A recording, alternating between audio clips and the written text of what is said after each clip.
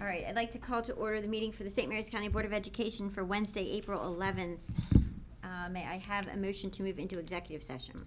I move the board enter into executive session for the purpose of personnel, collective bargaining, or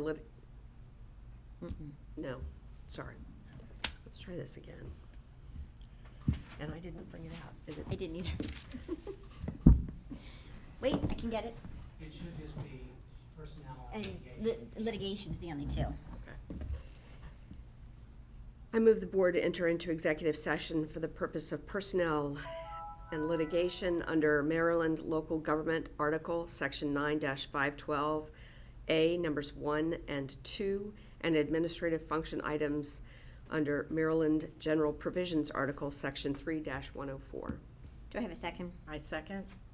All those in favor? Aye. Opposed? Motion carried. Sorry, I looked down and I saw the 1 and 2 and went, we're good? We went, All right, I'd like to reconvene the meeting for the St. Mary's County Board of Education for Wednesday, April 11th, and we will begin with the Pledge of Allegiance. I pledge allegiance to the flag of the United States of America and to the republic for which it stands, one nation, under God, indivisible, with liberty and justice for all.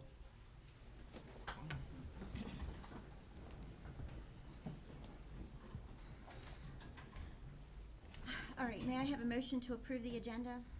I move approval of the agenda as presented. Do I have a second? I second. All those in favor? Aye. Opposed? Due to the length of the board meeting today, we are suspending our board reports, but we will continue with the superintendent's report. So, Scott, it's all you. Thank you. And as this is the first time that we've publicly convened since the shooting on the 20th, I have a prepared statement and I'd like to read it so that I can make sure that I get through what I want to say today. So if you'll indulge me, Scott reading from a piece of paper. We have been on a heartbreaking journey in St. Mary's County over the past 3 weeks. Our students and their parents, our staff and their families, our schools, our community, all of us are now part of a national conversation, this debate about how to keep kids safe. I'm not sure where this will all lead, but I do know that I have seen people put aside petty differences to seek solutions. I can also say there is no place I would rather live and work than St. Mary's County. We need to all give thanks to live in a community that takes action in the face of tragedy and wraps its arms around the grieving. Donations of people's time and their service and their goods have been staggering. This morning, I would like to take a moment to recognize our frontline people, those at the center of the incident, as well as those who've been working to provide support since. From the immediate work of the school nurse, Penny Michaels, and a teacher/athletic trainer, Jenna Costello, who performed CPR on Jalen and never gave up, resulting in the Willies being able to say goodbye to their daughter. To Troy Kroll for his moving eulogy at that funeral. He spoke from the heart, as only somebody who deeply cares about people, as a teacher, as a coach, truly can. These are humble people who act from the heart, and they are what make Great Mills great. To all the staff at Great Mills High School, from the teachers who sheltered their students, to the administrators and safety assistants who cleared the halls and witnessed the school resource officer confront the shooter, we are forever in your debt. Everyone acted to keep students safe and calm, and later worked to reunite parents with their children before that very long day ended. Dr. Heibel has told his staff that recovery will take time. It is an emotional marathon. These are words we must all take to heart, because every day we have to be there for our children and for the people who work with our children. We must help them process this new normal. All of us, have been heartbroken and humbled by the past 3 weeks. We have seen the best of people at the worst of times.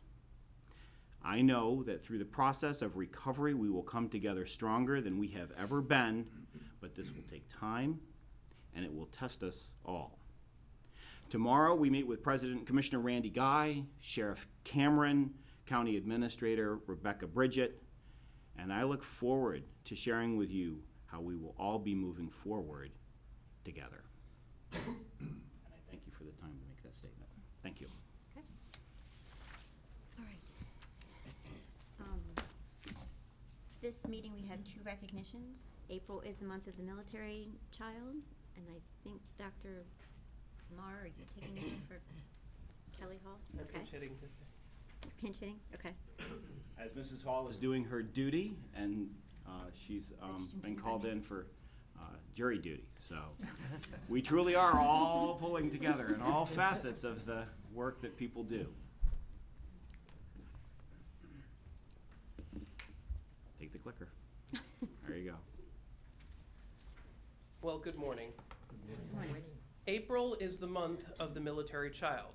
The month of the military child is a special celebration and a proclamation that is a legacy of former Defense Secretary Caspar Weinberger, and was established to underscore the important role children play in the armed forces community. Our schools are recognizing and celebrating the military-connected student population and their contributions and sacrifices. Students and staff across the system are celebrating the month of the military child with special assemblies and a recognition for military children. We are encouraging everyone to wear purple on Friday, April 13th, in honor of these military children. Personally, as a military child, I was enrolled in 6 different school systems from kindergarten to 12th grade. My father was often on TDY, or temporary duty, for weeks or months at a time. And I knew that every 2 to 3 years, we would pack everything up and move to a new place. It meant saying goodbye to friends we've made and also getting a fresh start to make new friends. Our family grew together and we grew resilient in the constant changes and challenges we faced. There was also a sense of pride that our family was doing its part to support our nation. My experience was like thousands of others. The military child is resilient and adaptable. They are strong and they add strength to others. We recognize the month of the military child and we celebrate and appreciate all of our military families who are part of our school communities. I say I feel pretty hard because my dad's in the military and he goes out on deployment and I don't really like that. So my dad has to go to Iraq sometimes, and sometimes he's gone really long.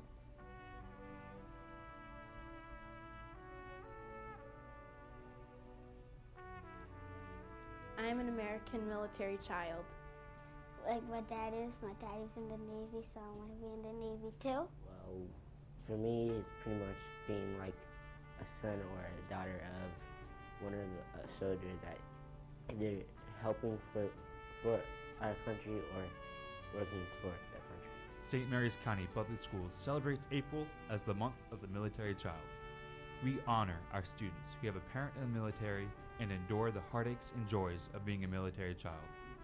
Their resilience, bravery, and adaptability shows the true American way of life. I am an American military child. I miss him and I can't wait to see him. I am proud that you stayed strong even when I'm not there to see you. I am an American military child. Very nice. I want to thank Marianne Williams and her team for creating that video. And I'd like to welcome up here to join us Ms. Dawn Simpson, who is the parent liaison for the base, and Captain Jason Hammond from the Pax River. And Dr. Smith, would you join us to share the resolution? All right.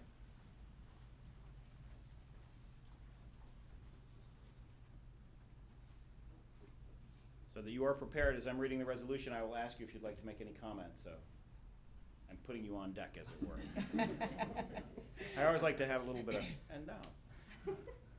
Whereas thousands of Americans have demonstrated their patriotism and commitment to freedom by serving in and for our U.S. Armed Service, and whereas there are more than 5,000 military-connected children and youth that attend St. Mary's County Public Schools, and whereas military-connected children and youth continue to make momentous contributions to families, schools, communities, the nation, and our state, St. Mary's County, and whereas these children are a source of pride and honor to us all, it is only fitting that we take the time to let them know that they are valued and supported and recognized, that military-connected service too. Now, therefore, be it resolved that the Board of Education of St. Mary's County does hereby proclaim April as the month of the military child in St. Mary's County Public Schools in the community.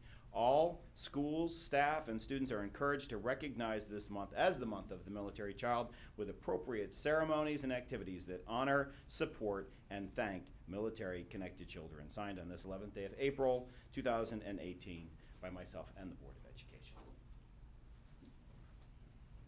Thank you very much. Hand this to you, and if you would like to make comment. All right, absolutely. Good morning, everyone. Good morning. Thank you so much for having me here. It's an absolute honor to be here. This is a topic, the month of military child is very close to my heart. That's why I'm not going to pull comments out, because I'm just going to talk, because my children are in St. Mary's County schools. They both go to Hollywood Elementary, and I couldn't be happier with the schools. My daughter talks about lunch bunch like it's the greatest thing that's ever occurred. Which friend she gets to pick, we go on at dinner. And it's just an amazing thing. So I've been trying to draw a connection. There's some staggering statistics that I was given in preparation for talking in a couple of arenas recently. 1.8 million children in the United States with military parents, 220,000 of which have done multiple deployments, not single deployments. So, 6 to 9, we mentioned, a personal experience of 6 changes of school, but 6 to 9 changes of school between K and 12 is the average for a military child. So these are not normal things. My father said something to me one day that really kind of grabbed me. This was a few years back. He said, son, most people don't understand what you do. Your life is not normal. You keep moving. You're always gone. I don't know what you're doing. I can't understand. People ask me. I shrug. And what I've noticed about St. Mary's County is that that's not actually true. You seem to completely understand. The amount of support that we get through the programs that I see every day in schools and everywhere are staggering in their support of our Navy. And this is really a readiness issue, right?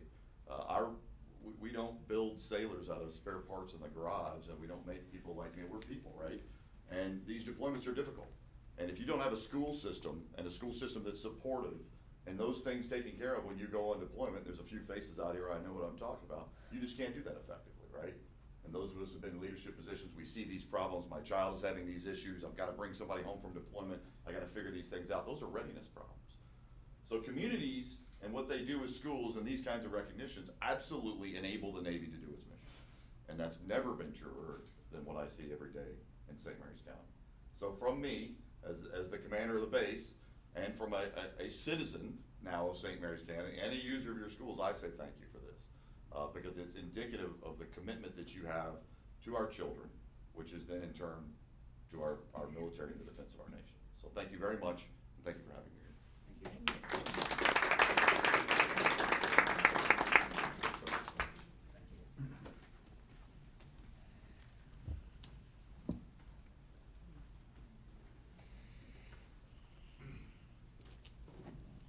Can I add one thing?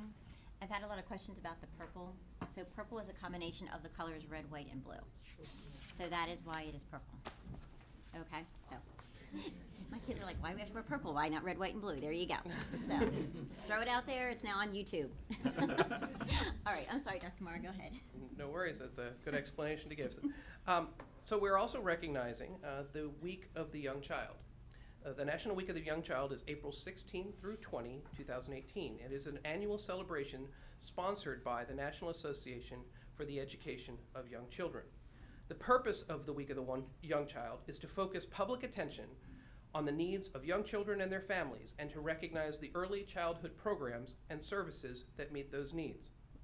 To coincide with this special week, St. Mary's County Public Schools is opening the Early Childhood Education Common Application window, April 12th through May 25th, for pre-kindergarten and Head Start, and a brief overview of the application process will be shared shortly.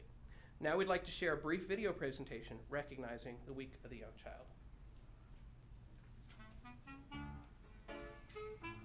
The St. Mary's County Public Schools recognizes the importance of early childhood education through such programs such as the Judy Hoyer Center, the Head Start program, and the pre-K classes. And what better way to learn about their day than from hearing from the students themselves?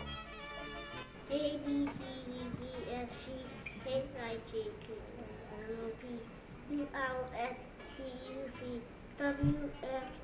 W, X, Y, and Z. Now I know my ABCs.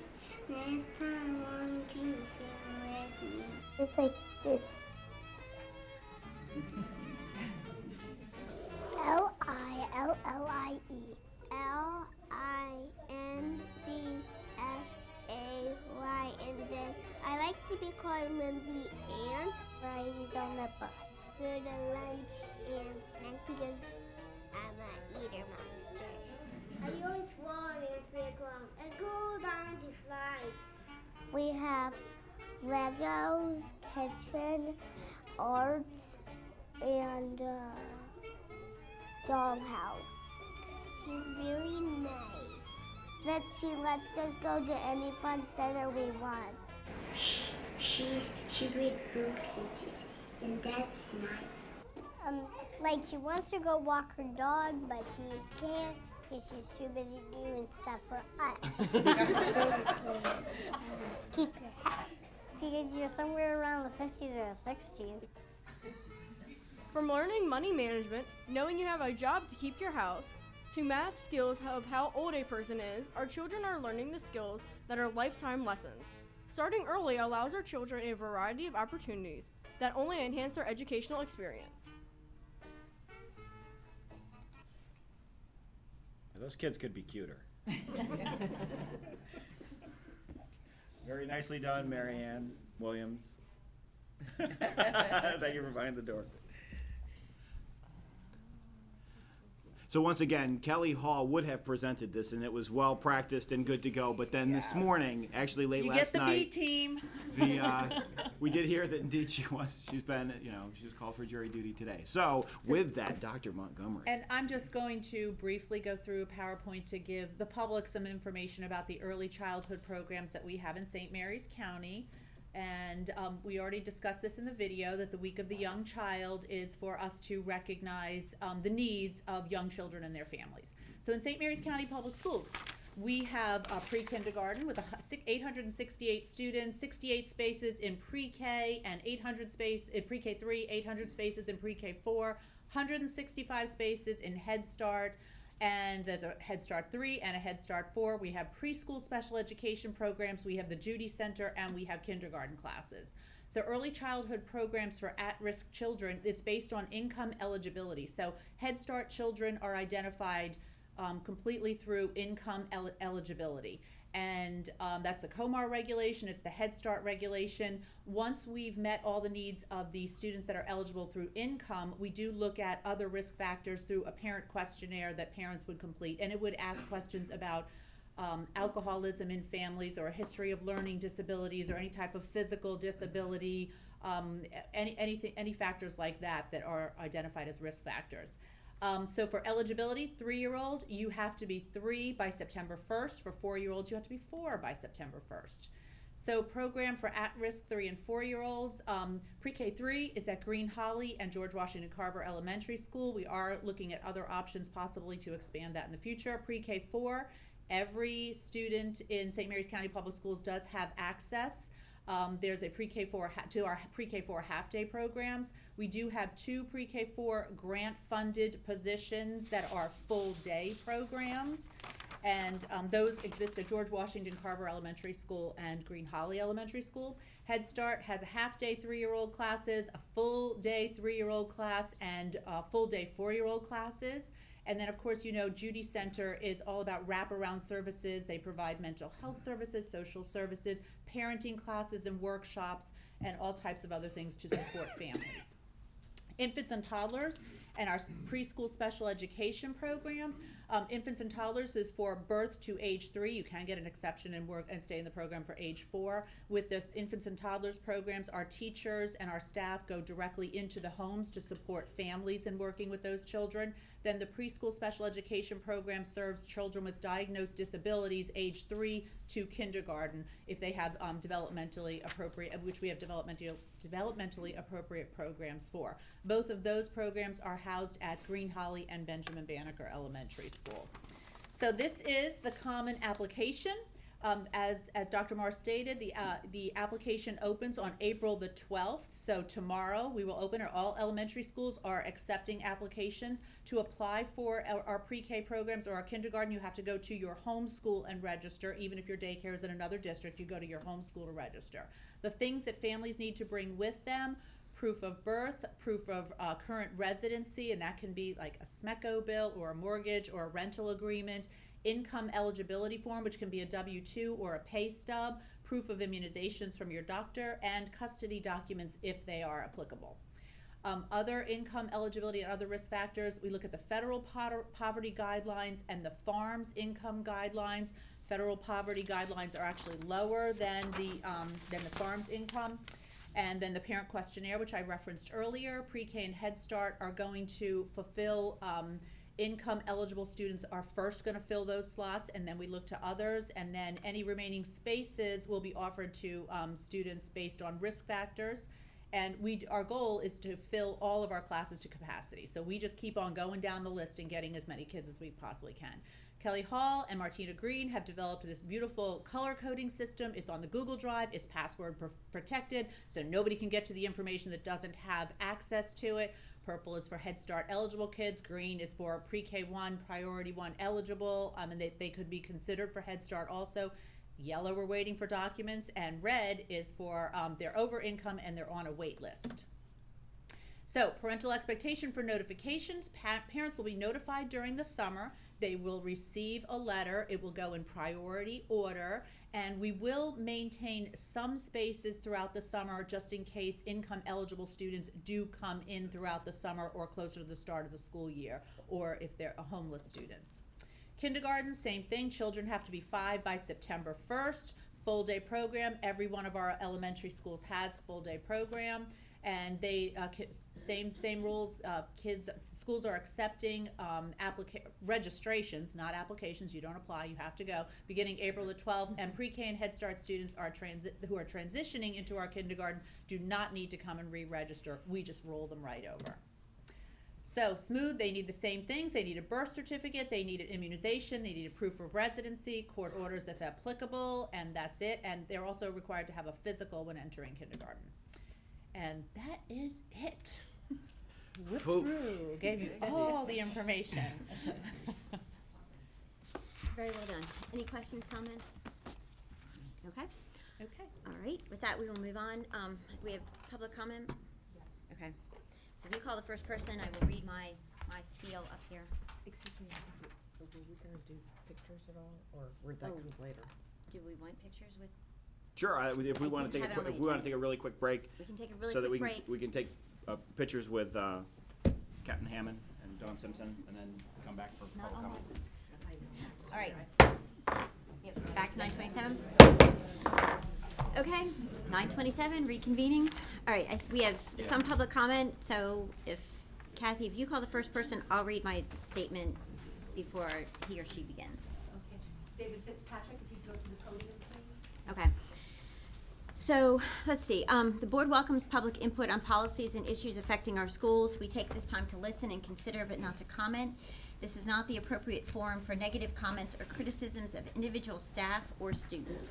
Concerns about individual staff members that cannot be resolved at the level closest to the situation should be directed to the superintendent.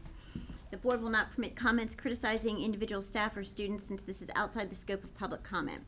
Please keep in mind that we sit as an appellate body in both student and employee appeals, so we cannot comment on or have prior knowledge of a case that might influence our ability to deliberate. To maintain the ability of the board to render a fair and unbiased decision, comments regarding individual student or personnel issues cannot be presented at public comment. You sign at the beginning of the meeting, comment is limited to 3 minutes per speaker, and you may not yield your time to someone else. If you have any written statements, if you please provide them to Mrs. Mancini at the end, then we can all have hard copies of them. And with that, she'll start the timer. Good morning. Good morning. I provided written statements already to Ms. Mancini. I'm going to read from a written statement here. Dear members, as a father, I'm here today in light of the very troubling circumstances surrounding Margaret Brent Middle School. There are two large issues looming at Margaret Brent. These issues are not a matter of opinion, but rather documented fact. The first is a critical teacher retention issue at the school. Early retirements and requests for transfers from Margaret Brent are 4 to 5 times higher than any other middle school in St. Mary's. Some classrooms at Margaret Brent are on their 3rd teacher in 7 months. The second is the inability for the majority of students to receive the safe, proper, and consistent education they require and deserve. This is due to the continued behavioral disruptions that occur daily. The reason for these two troubling issues is simple and straightforward. It is the unruly and frankly dangerous culture that has been allowed to persist within the school. The teachers at Margaret Brent are not receiving the support they need to enforce behavioral policies, and therefore the rest of the student body suffers. Students regularly traverse the hallways, throw objects, break, vandalize property, curse at teachers and staff, walk out of classrooms, and much more. These same children return to the classroom the next day or even the same day and begin disrupting class again. This happens with minimal interference from administration.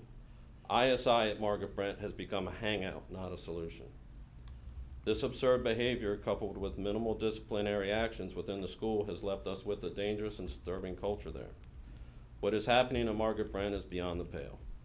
Perhaps provide your educators at Margaret Brent a survey so you can gain insight. You will surely be enlightened, if not already so. Regardless, this dangerous culture must be changed immediately for the sake of our children and our educators. Having 2 children enrolled at Margaret Brent, I am deeply concerned regarding the environment they are being taught in. As parents, it is our job to raise our children to respect authority and be productive in society. Unfortunately, for some, this does not happen. I, however, along with many others, expect that when we send our children to Margaret Brent or any other St. Mary's County public school, they are provided a safe and proper learning environment. It is the responsibility of the St. Mary's County Board of Education, the Superintendent's Office, and the school administration, when our children are on school property, to ensure that they are provided the safe and proper learning environment they require. This will only happen when behavioral policies are enforced and the correct consequences levied on the violators. I have read the press release, and a change or add in administration is a start. However, the monitoring thereafter to ensure proper changes taking place is equally as important.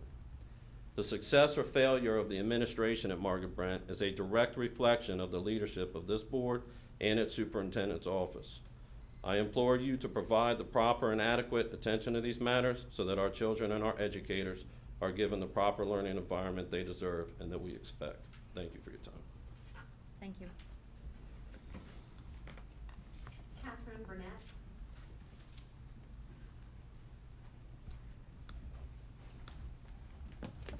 Good morning. It's not my speech, but I just would like to say I've been a St. Mary's County resident my whole life, and that is why I have chosen to stay here is exact reasons that Mr. Smith said this morning regarding Great Mills, and exactly with the month of the military child, St. Mary's County gets it. However, my letter is following suit with Mr. Fitzpatrick. Dear member, I come before you as a concerned parent of students at Margaret Brent Middle School. My concerns stem from the lack of discipline and the effect it is having on our students and teachers. I'm very understanding to the delicate age we are speaking of, considering children in middle school. However, I also understand with consistent discipline and stricter consequences, we could resolve some of these issues that plague our school every day. Last week, after receiving a phone call from a friend and reading a post from a friend on social media, both concerning bullying, I made a post on social media encouraging parents to find out what's going on and to get involved at the school, with the PTA and at board meetings. Since that post, I have received more stories than I can begin to share, every one of them just as disheartening as the next. Parents venting to me about things their students are enduring day in and day out. I have a stepson who is on his 3rd English teacher this year. To say his education is not being affected would be a lie, and unfortunately, I feel we are the fortunate ones. Parents are aware and talking. Their children report to them. The way staff is spoken to, how often staff is hit or threatened or cursed out, how classrooms are disrupted by students walking the halls casually during instruction time. Each time the student acting out is right back in class or school the next day. This is not the message we should be sending to our students. This behavior is just not okay. I even had a parent say their child prefers to go to ISI because once their schoolwork is done, they are allowed to play on their phones and watch movies. I have received 2 anonymous letters from what I presume to be teachers at Margaret Brent, begging me to not give up and thanking me for standing up for them because they fear retaliation if they get vocal. Staff calls for administrative support are often denied help because our resources are spread too thin. It is my understanding that the school board does not want students suspended, but I ask you at what cost? When will enough be enough? It is negatively affecting our students who want to learn, our teachers who cannot do just that because their time is not spent on academics. Out of roughly 60 staff members at Margaret Brent, 25 have requested transfers. We are losing quality teachers. 8 have already left mid-year. I was told we will have additional administrative support on site within the next few days. I'm hoping this is to help the administration team gain some control in our school is not a direct result of PARCC testing taking place since one of our IRT teachers had to take over a classroom. I am asking you today, please send help to Margaret Brent. Please enforce policies so our students feel wanted and safe at school, and please give our teachers some validation and support. Thank you.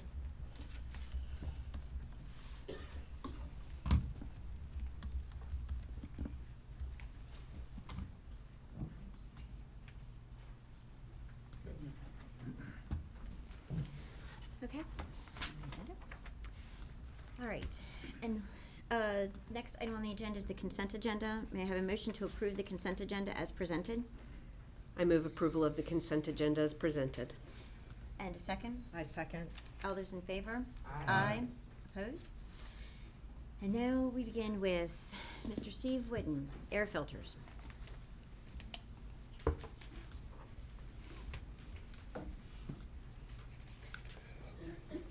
Good morning. Good morning. Good morning.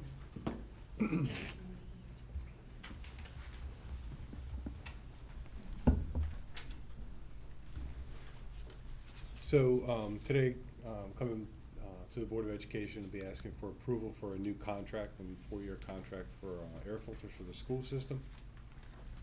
A little bit of background: the Department of Maintenance maintains approximately 3,197 pieces of equipment that require air filtration. Approximately, that's about 8,342 air filters are changed annually.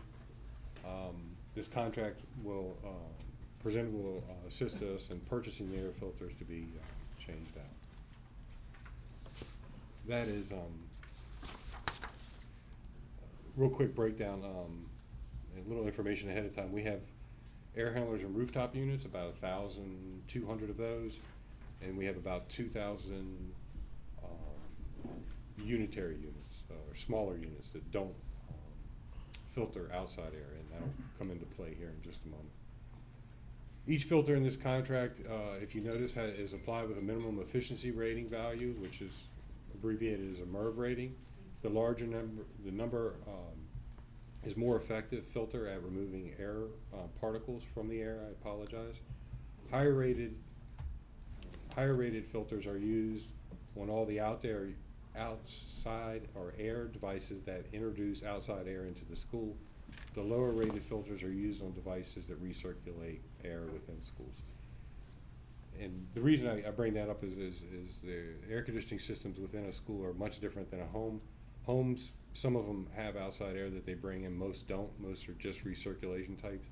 In a school environment, we bring outside air, fresh air in at one point and filter it at a finer level, and then we dilute it with the air in the school, and then we use fan coil units or VAVs to change temperature within the school. The contract will be used for the purchase of air filter replacements. The procurement method used was an invitation to bid following Board of Education policy DJC. The Department of Maintenance air filter bid was posted on email and marketplace and on SMCPS Purchasing Department bid board on February 15th, 2018. Bids were opened on March 9th, 18. 6 bids were received. Cosmos Air Filter provided the lowest responsible response, and they are the incumbent. And with that, we're recommending that the board approve the purchase of air filters with Cosmos as presented. The annual expenditure is about $40,000 annually in filters. Questions? Have you used Cosmos air purification in the past? Yes, they are the incumbent. Oh, okay. We have been using them for the past 4 years. Okay. Is that all? Yeah. Jim? Mr. Whitten, I think you said, how many contractors notified? 300 or 200? And how many was it? Oh, how many were notified through? Yeah. I don't have that number. It was. I read somewhere, it was like, you only got a couple bids, but you sent out like 200 and some notifications. And I guess my first thought is, are we paying our bills? Because only a couple people, you know. The answer is we are paying our bills. Are we paying our bills? Good morning. Jackie, do not make that the headline. Good morning, everybody. Good morning. When we put it on eMaryland, we reached 267 potential vendors through eMaryland. And there was only, how many that responded? 6 responded. 6 responded. Okay, is that normal to have that mix? Yeah, I mean, one of the challenges we have is, you know, we're a peninsula, and it's a challenge to drive here, and you know, on this contract, we're requiring the vendor to drive these filters down to us. So that's that's going to limit some of the competition there. And the specifications for these filters, I guess they meet, is it NC, any VS standards or UL standards? Are these filters that you're ordering, are they sized for the requirements for air handling, airflow? Is there any way, I guess my question is, of coming up with different filters to improve efficiency of airflow? Or is it are these recommended by the These are what were manufacturers? originally installed. These are what was originally installed in the equipment. Yes, they are manufactured to meet a UL requirement and an ASHRAE requirement. The MERV rating was developed and recognized by ASHRAE, and that has the minimum efficiency rating of a filter has to do with how fine a particle it will remove, but also the restriction to airflow. Correct. If you increase or decrease the size of the particle you're removing, the air restriction increases, which means you have to increase or change your fan speeds to push the same amount of air through a filter. So we stay basically we stay with what the air handler was equipped with when it came to us. Designed for. Yes. Okay, thank you, that's all I have. I don't have any questions, Mrs. Washington. No questions, thank you. No questions. I'd just like to say thank you, Mr. Whitten. I always learn something. Your exchanges with Mr. Davis, I always walk away learning a little more, and so I appreciate that. Thank you very much, sir. Well, they pay the bills. Okay, may I have a motion for this item, please? I move that the Board of Education approve the contract award, ITB SMCPS 2018 MAF Department of Maintenance Air Filters to Cosmos Air Purification to provide air filters on an as-needed basis throughout the duration of the contract, which has the potential to be valid through April 2023.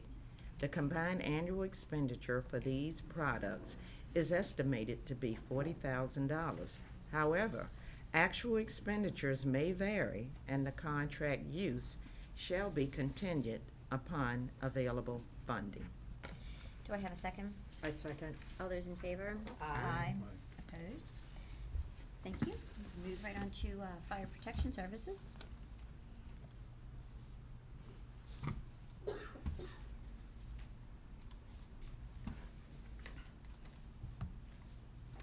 And this is the fire protection inspection and related services contract. Again, this is a 4-year contract and it has expired, so or will be expiring. The Department of Maintenance maintains about 21 facilities equipped with full automatic sprinkler systems covering about 2 million square foot. 3 facilities with partial fire protection system coverage and 3 facilities with partial but dry sprinkler systems. Annually, each of the 21 facilities with fire protection systems requires quarterly inspections and exercise. Other partial and dry systems require only annual inspections and exercise. The contract being presented will assist with the inspections and the resulting corrections if things are found during the inspections of the water-based fire protection systems. The contract will be used for quarterly wet sprinkler inspections for all locations that are equipped, domestic or what we call closet wet systems for annual inspections, dry sprinkler systems for annual inspections, fire pump systems, annual inspections, and related unforeseen repairs and emergencies response. The procurement method used was an invitation to bid as outlined in Board of Education Policy DJC. Department of Maintenance, Fire Protection, Inspection, and Related Service bid was posted on email and marketplace and on the SMCPS Purchasing Department bid board on March 5th. Bids were open on April 2nd. 215 vendors were notified of the bid opportunity. 2 bids were received. Fire and Life Safety America Incorporated of Hanover, Maryland provided the lowest responsible response.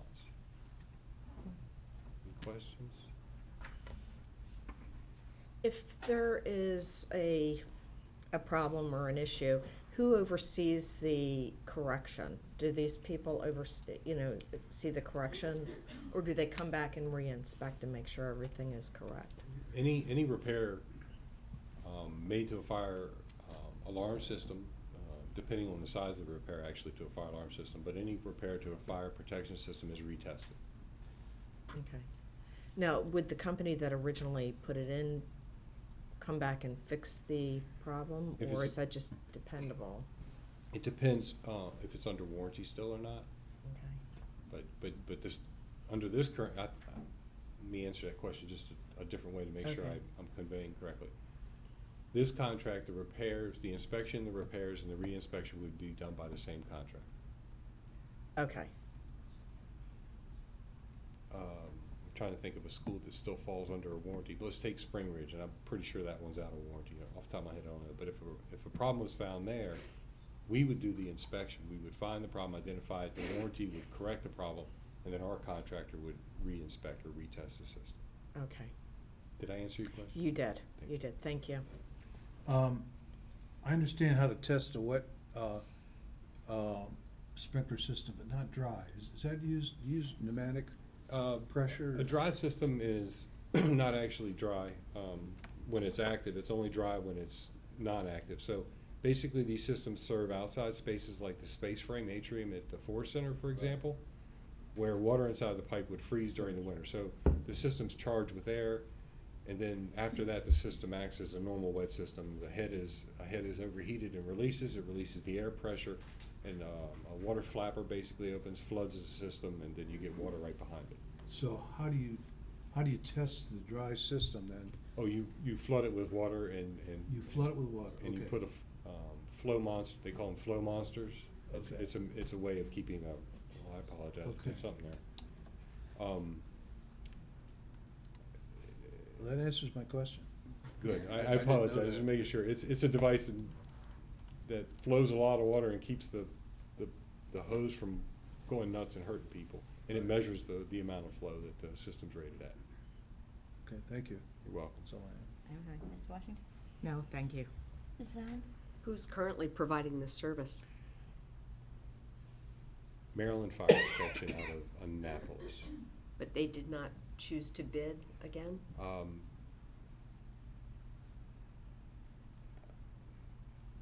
From discussions, it sounds like they did not receive the bid opportunity. They are signed up with eMaryland Marketplace, and for whatever reason, they weren't notified, or there was a breakdown in their office, or we do find that occasionally that I don't know where to the question on the last agenda item also about there's millions that sign up for fire protection. Some of them don't do maintenance and inspection. Some of them just do repairs. Right. The other problem you run into is, or I've seen and I've advised companies against, is signing up for a person. They link an email address to the notification. And if you link Steve Whidden email and I decide not to be an employee anymore, those notifications go nowhere. The Department of Maintenance, for example, we have maintenance at smcps.org, and all our or internal RFQ information and our invoices come in through that. Maintenance is never going to quit SMCPS.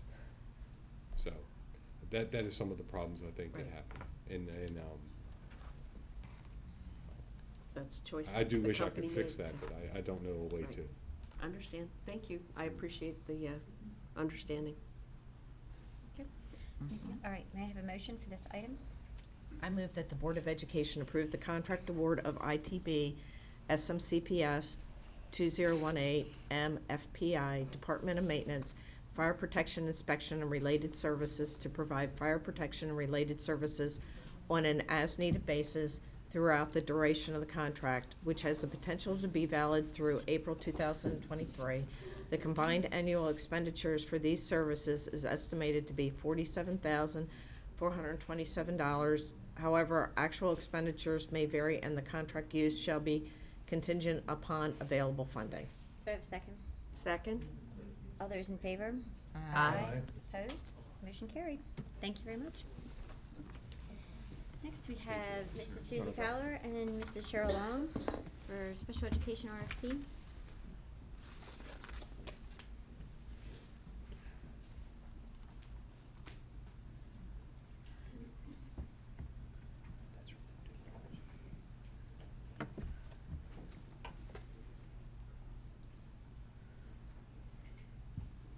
Assisted by Dr. Marr. Thank goodness. Definitely, Mr. Whidden must have done something. Seems like everyone today is challenged to find the attachment. Yeah. Where this was It's the gremlins. They went up and hit everything. Mm-hmm.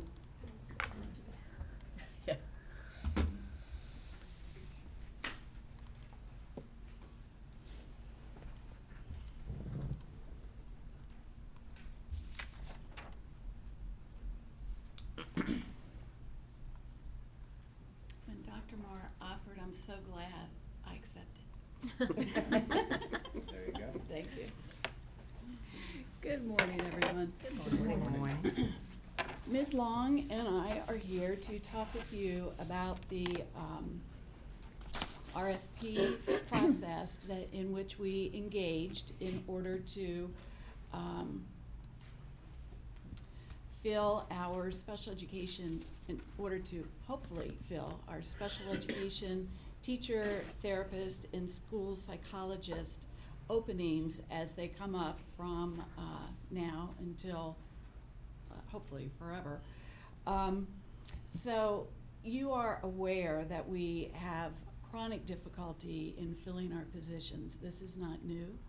And we have contracted individually with agencies for a number of years now. However, it has not been a concerted effort. We do spend over $2 million a year for our contracted services, and while we wish we were spending that money for full-time equivalent employees, we are not able to attract them, and so because we must require the services, we do contract those services. So we decided that our best bet was to have a more concerted effort, that we, through using a request for proposal as the procurement method, we would engage in a different kind of relationship with the agencies and have them tell us what they could do for us. So we, through an RFP, are able to evaluate agencies based on best fit, which is important when we're talking about services. Money is not the most important thing when we're talking about services for children. So the RFP was submitted to the eMaryland Marketplace on January 10th, and through that it reaches 434 registered agencies. It was also posted on the St. Mary's County Public Schools website And then we have a number of known local service providers, and the information was shared with them as well. We received 30 proposals, and half of those were new agencies, which was good. So these are the committee members. We have representatives from Department of Student Services, Department of Special Education, as well as Mr. Beavers from Dinard Elementary and Mr. Springer from accounting. So it was a wide range of folks who were evaluating this. So we evaluated all 30 proposals from the perspective of the depth and breadth of services, but also looking at things like how they could mitigate loss. For example, we do experience starting the year with one service provider and that person leaves. So what does the agency have in place to continue services while they are searching for a new, hopefully permanent, provider? Are they licensed to provide services in the state of Maryland? Do they have the appropriate insurance? They gave us examples of their employees' resumes, licenses. All of that needs to be in place before we would be able to deal with them. So that was all part of the technical part of the evaluation, and then 10% was based on price. So certainly we want to be very vigilant with our dollars. However, when we are talking about students with disabilities, the service is extremely important. So we were estimating next year's expected scope of services, and we selected 21 agencies to receive awards. The fact that an agency has received an award does not necessarily mean that they will receive a contract. The contracts will be based on our needs, our actual needs, as they become apparent. And we are requesting that the Board of Education approve this agenda item as presented. Go ahead. Out of the 21 agencies who received awards, how many usually would you say do get offered the actual contract? I know you said it's based on needs, but I was just wondering. And I can't really answer that because some agencies might provide more than one service provider to us. And actually we would kind of hope that would be the way it is. And a number of them provide multiple services. So for example, a number of them provide services for speech language pathologists, occupational therapists, and physical therapists, but not some of our other needs. But some agencies are providing special education teachers, the range of therapists, school psychologists, orientation and mobility specialists. So we really don't know. After you award, let's say, speech therapy to one contract agency, do you then go to the next person to award the next one, or do you stay with that contract agency? That's a great question. We will know our needs for next year because all of our current contracted therapists, which speech and language is about 8, 1 PT, 1 OT, school psychologists, True. one at this time. So we're not automatically continuing those contracts with the agencies that we're currently contracted with. Okay. So we will put out our need that we will know of at that time for next year, and all the agencies will have an opportunity to respond, which is much more efficient than us contacting one agency at a time, trying to get a service provider. Okay. And so it could be that a response will be, we can provide you with 3, and it might be like 1 SLP and a school psychologist and an occupational therapist, or it might be we can provide you with 3 SLPs. So we're just going to have to see, we haven't done it this way before, so we're going to have to see how that works, but we're gonna be notifying all of them at the same time about our needs, and then it's up to them to respond back to us regarding what they can provide. Okay. All right, thank you.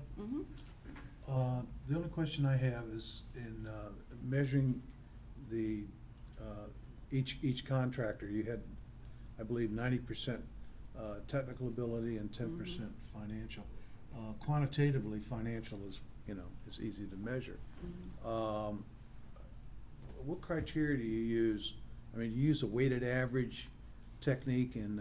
We had a scoring rubric that, that we were using, and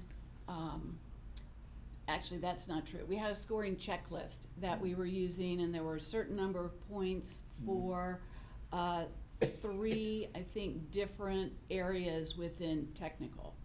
So all of the, well, really technical things like the insurance and do they have the license, those kinds of things were in one category at 50 points. The category of how do you mitigate loss was a 5-point category, et cetera, et cetera. And so we scored it that way. I see. Thank you. That's all I have. My only question, and it might kind of be piggybacking on Mrs. Weaver's. So if we approve, let's say, supplemental health care, and they only have 3 checks on what the services are offered, but yet if during the course of when you find that you need to call on them, if they offer additional services, will this allow you to still use those additional services, or are you only sticking to the 3 that they had the checks when you did the evaluation? That's a very good question. So we have scored the company. They have told us what services they can provide. So for next year, what they've told us they can provide is those 3 categories. Let's say they expand their company and the following year they can provide additional services.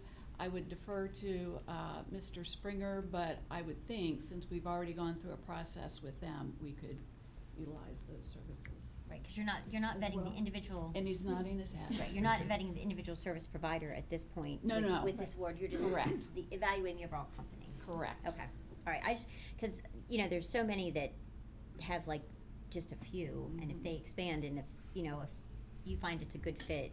Exactly. To have multiple providers for a same student from that same company, I just want you to be able to utilize that. Absolutely, Okay. and this is a business that is expanding pretty much exponentially because of the needs, not just of schools. These companies will provide for adult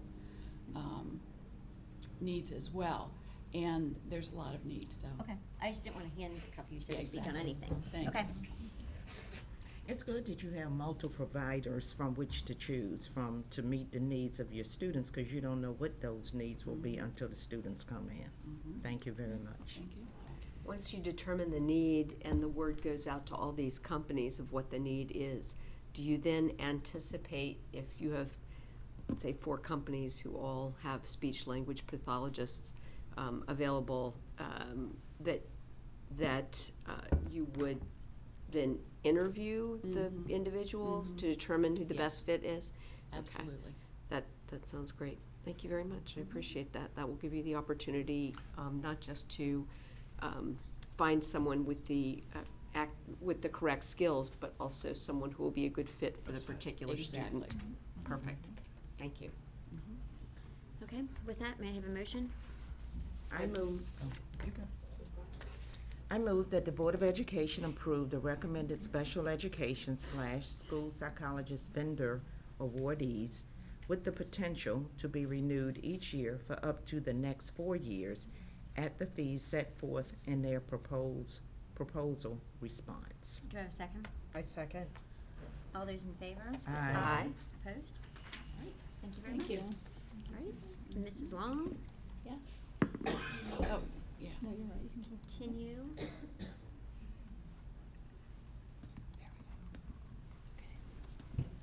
Ann, are you already there? So we probably can minimize that.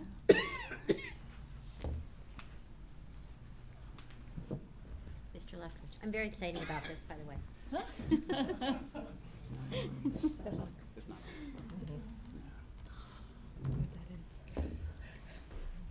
Good morning. Good morning. Good morning.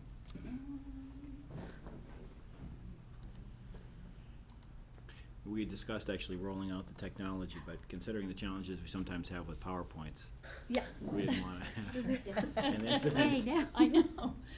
So joining me this morning, excuse me, is Mr. Robert Lefwich, Information Technology Project Coordinator, and he's been instrumental in working through this grant award.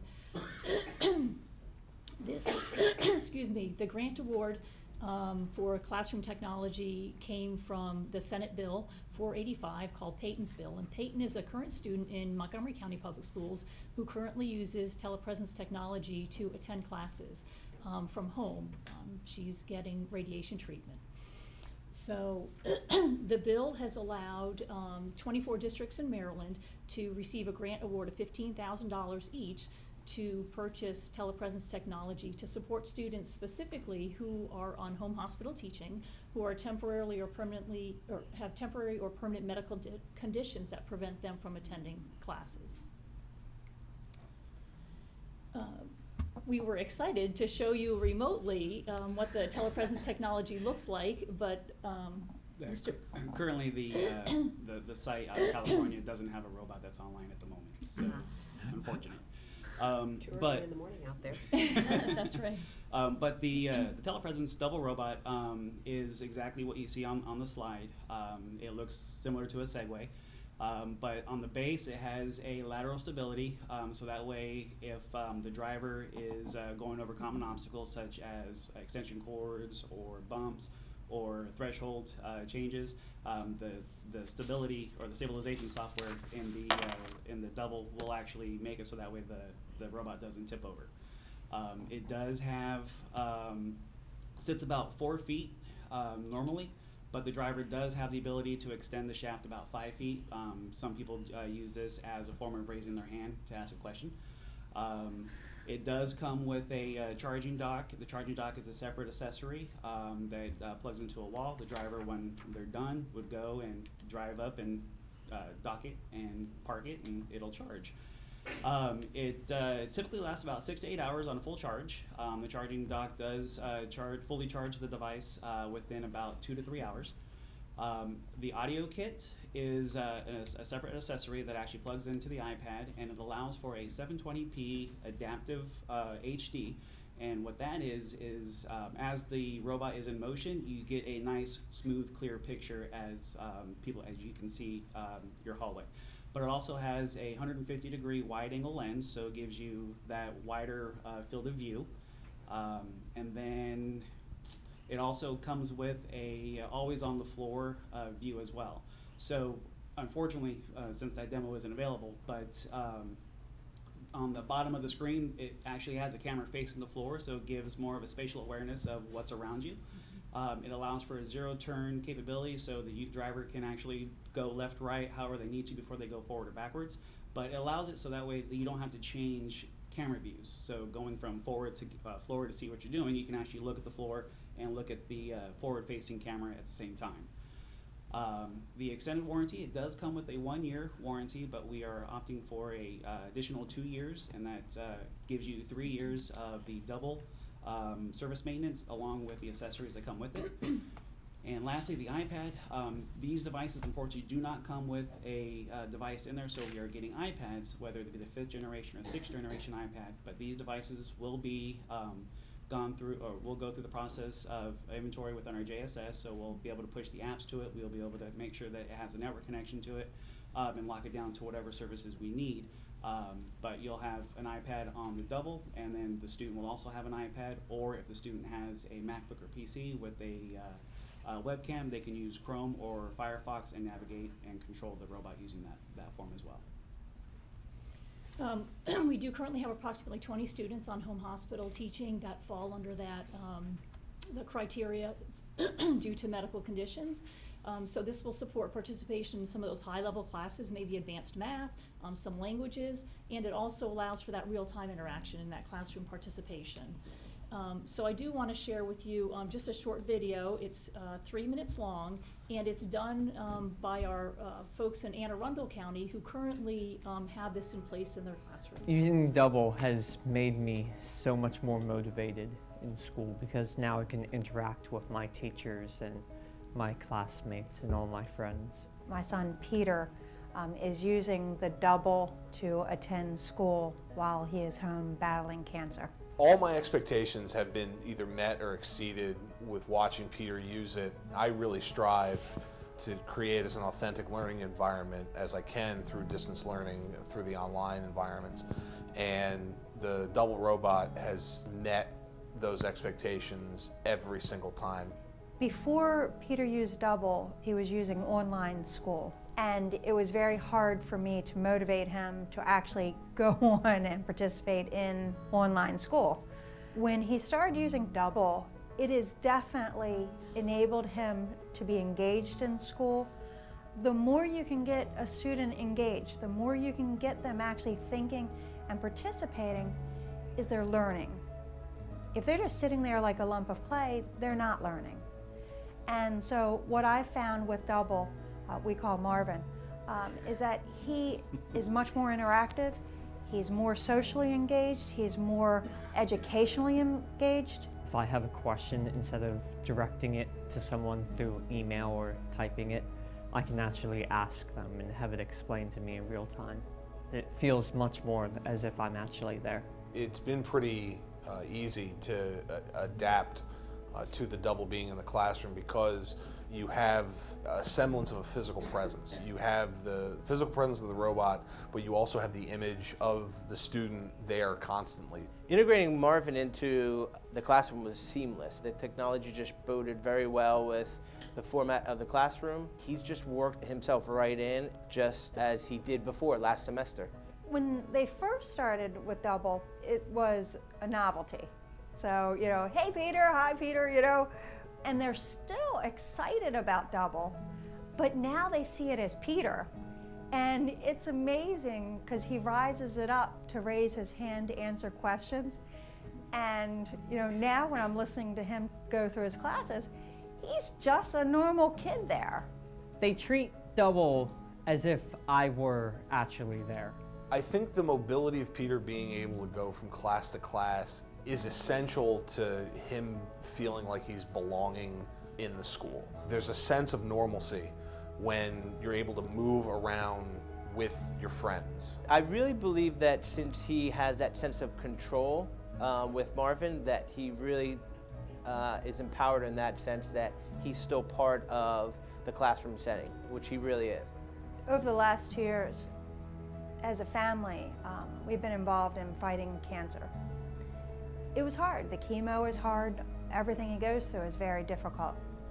When he uses Double, he laughs. That sound for any parent, and I think even for his teachers, is just the most amazing thing.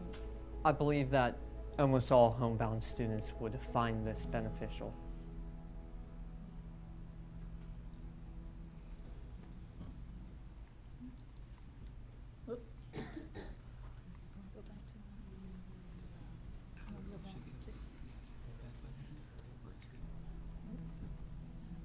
Find this beneficial. Sorry. Go back to my slideshow. She won't be driving Marvin.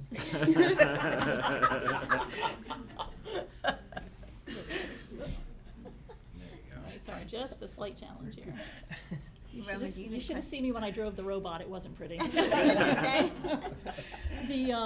It's really an amazing opportunity for our students, and this grant allows us to purchase 4 of those. That's my Yeah. question. That was our So, question. you know, we're going to work with our within our department to identify students based on their schedules and their needs. But you can see from just the smile on that student's face and the impact that it has within their family too. It really is an amazing opportunity. And teaming with our technology department as well for training is going to be very important. So recommended action is that the Board of Education approve this agenda item as presented. I just had one question. So you said you can obtain 4 with the grant. Yes. Is there like a high probability of us in the future getting more if it's a successful run through? Or? I would love to think that. Yeah. How, I mean, Yes. I guess. I mean, I know money's scarce, but how? Not like here. $3,500 a piece plus the iPad, and then related service. That's certainly something to consider.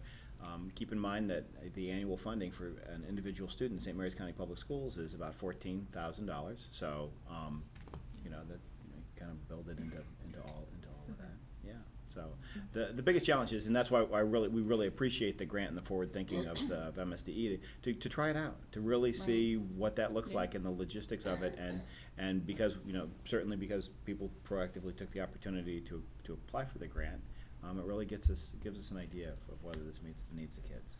And the other question I had was, I saw in the video that like a teacher was walking around with Marvin in the hallways. Right. Is that a necessity to have someone there walking through the hallways, or is the robot just able to do it? I mean, is there a chance of it tipping over or anything like that? With the, we drove it around for multiple minutes, trying to get it as fast as it can go, run over obstacles. It was not tipping. The only issue that I could potentially see would be running into walls. It doesn't have that an obstacle where if it's going towards a step, it'll stop, or if it's going to hit a wall, it'll stop. So having some type of guided access, or even that 150 degree field of view, so you can see where things are at, definitely does help in the mobility of it. Thank you. This reminded me of Sheldon. Yes, Big Bang Theory, exactly. Now Steve Wozniak shows up, we're in good shape. But my questions are the battery. I know you said that's like good for like 6 hours, or what about like the battery life itself and the cost of the battery to replace? There wasn't any documentation as to the lifetime of the battery, but I would hope that within the 3-year extended warranty that would include the battery as well. But there was no documentation as a lifetime or cost for replacement of the battery. Okay. And I know you said that it was for the higher level classes, or, let's say if you have, 6 students that need it, is there a potential to have maybe it being used, like, say, in the morning for this student and then in the afternoon for that student? And then if so, who gets the remote control to be able to handle the robot? So you're right. I mean, we have to look at the group of students that we have, and we're going to be looking at their schedules and their needs, not just for higher level classes. Certainly it could too, but all classes. We want everybody to have the opportunity if it so exists for them. So then, and yes, it could be used maybe in one classroom in the morning for somebody, and then, move throughout the building. I'm going to look at you for, how, coming from different homes, how they're going to use that. It does have an ability for a call-in or a Conference call of sorts? Thank you. So the person who is driving the robot can actually send an email or an invitation to another student.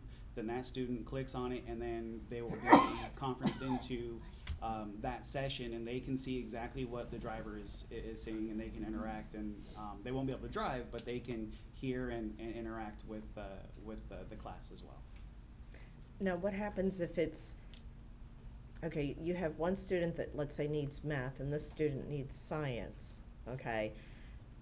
Does student B, like the one that needs science, be able to control the robot at the point when they need it? It's basically whoever we delegate the control to is always going to have the control. So they can't switch back and forth to, I need this period, and then I need it this period. It's assigned to a particular student. That student's going to have the control. Okay. And what about the education on learning how to operate it? Does someone go out to the home? Do you go out to the home to show the student how this works? So that's part of our plan. We are, we are yet to meet to talk about then the logistics of it in the training. But yes, absolutely, there will be training for the student and the teachers as well, the staff at the school. Great, thank you. I think it's a neat idea. Yeah, thank you. I would echo, yes, I think it's a great idea. I was just thinking of the cost. Is there, the Segway, you got, I assume, gyroscopes and very complicated control systems. Is that true? It's actually very, very simple to use. On an iPad or an iOS device, there's buttons on the screen that you just go up, down, left, right. On a computer, within Chrome and the browsers, same thing. You just use your keyboard, go up, down, left, right. You can do certain clicks for parking or for even sending out the email. The controls are very simple.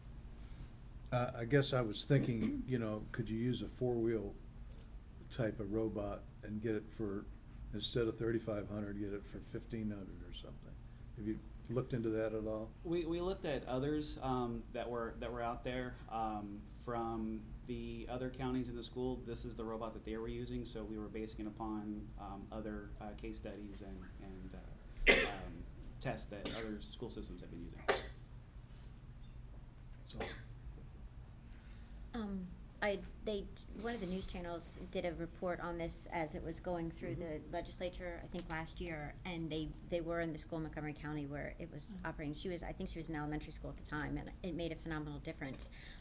Plus, I have a friend who's very excited because she has a student that has been on home health hospital care this year, and it's just, you know, it's tough to keep that student connected with her class. So I think this is a fabulous addition. So, and I guess I echo Mrs. Weaver's, you know, just the prioritizing of the students that are, you know, what the criteria would be as to who has access to it. So good luck. Yeah, I know, we'll have some tough decisions. We will have tough decisions because, you know, we want to help all our students. Right, We're starting exactly. with 4, right, so, yeah. This is an extraordinary opportunity for the students to connect with their teachers and other students so that they can feel connected to the learning environment, even though they are not in the classroom physically at the time. So I see this, and I hope this expands so that we can do more of this, so the students have that social connection with the students as well. How will this affect home and hospital teaching? I mean, if we get more and more of these. I know, won't it enrich it? I hope it does. You know, for those students that really can't attend school, I mean, I hope that you see the experience that student was having, you know? I mean, you can't replace being in the classroom, but we almost have with this, you know, for those students that can't attend. Yeah. I'm really excited by it. I think it's a wonderful opportunity. When you have a child who's chronically ill, as a family, you're dealing with extraordinary stresses. And so the opportunity for that child to be a part of their classroom takes a portion of that stress off, because for chronically ill children, their normal is just unfathomable to all of us. And so that they can participate in class and feel like they are part of it. And with home hospital teaching, that's not an everyday touching that student. And so this will allow those students to be on a regular schedule, or as regular as their particular situation will allow for. And I think that's also a positive, because while that one-on-one with the home health teacher is a great thing, it just really can't replace being in that classroom and hearing what others are saying, being able to understand from questions that other students are asking or answers they're giving, that expands your knowledge just by virtue of being a part of that. So I think it's wonderful. I hope we can get more of these. I know that our population of home hospital students waxes and wanes, and for some of them, they're with us when they can be, and they're at home when they're not able to be. But I still think that there's great value in having access in this fashion. So congratulations. I think it's wonderful, and I look forward to hearing how it goes after the first year, so that we can begin to really look at whether it should be a priority for us to find other funding to bring more of these forward. So thank you very much. Thank you. Thank you. All right, may I have a motion? I move that the Board of Education approve acceptance of the Remote Classroom Technology Grant, Peyton's Bill, and the applicable budget, and the submittal of the grant budget to the Commissioners of St. Mary's County for their approval. Do I have a second? I second. All those in favor? Aye. Opposed? All right. Good luck. Thank you. All right. Ms. Tar.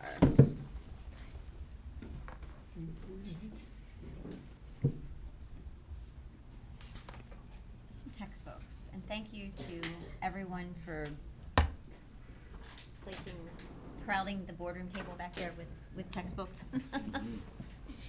It's always good to put your hands on books. Yeah. Plus math books are gonna be great for weightlifting. Good morning. Good morning.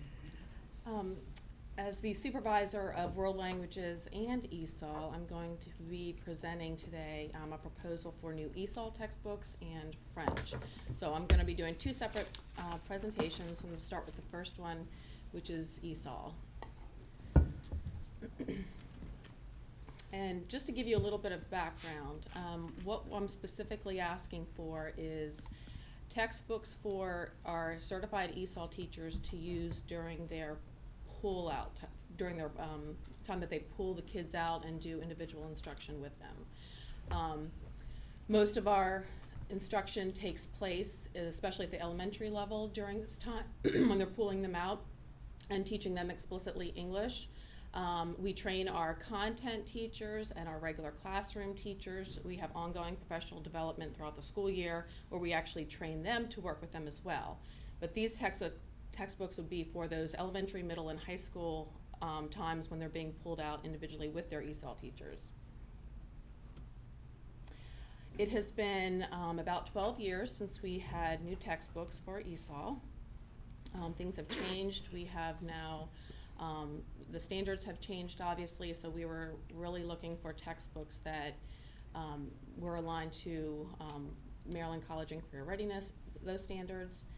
And it was time. We had textbooks that were still being used. We were still using them, but the standards have changed completely with what we're doing with our ESOL students. So it was time.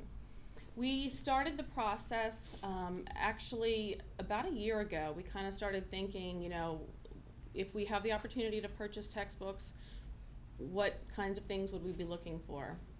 So last June we started the search, but we didn't officially form a committee until this year.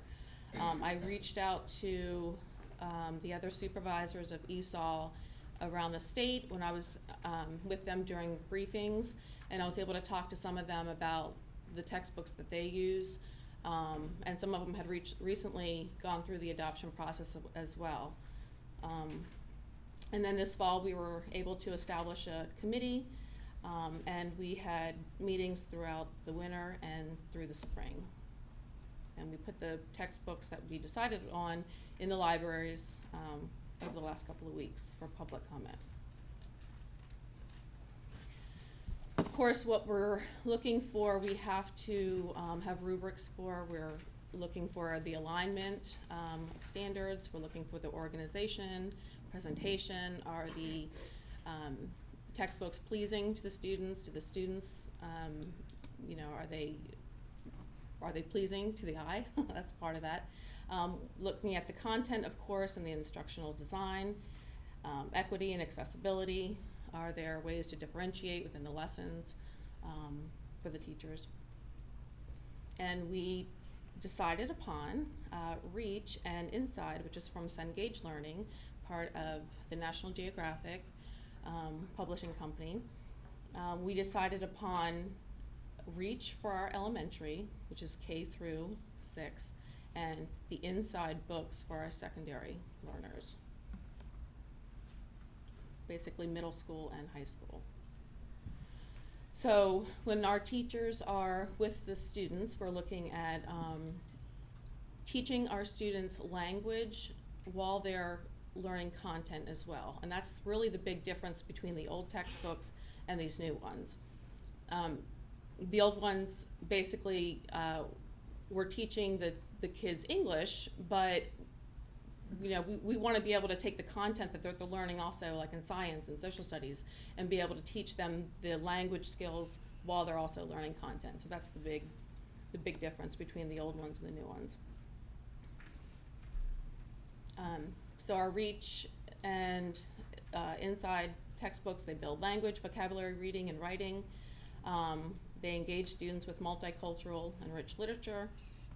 There's lots of differentiation, and the books do a really good job scaffolding the literacy skills, and there's multiple strategies that the teachers can use as they're teaching.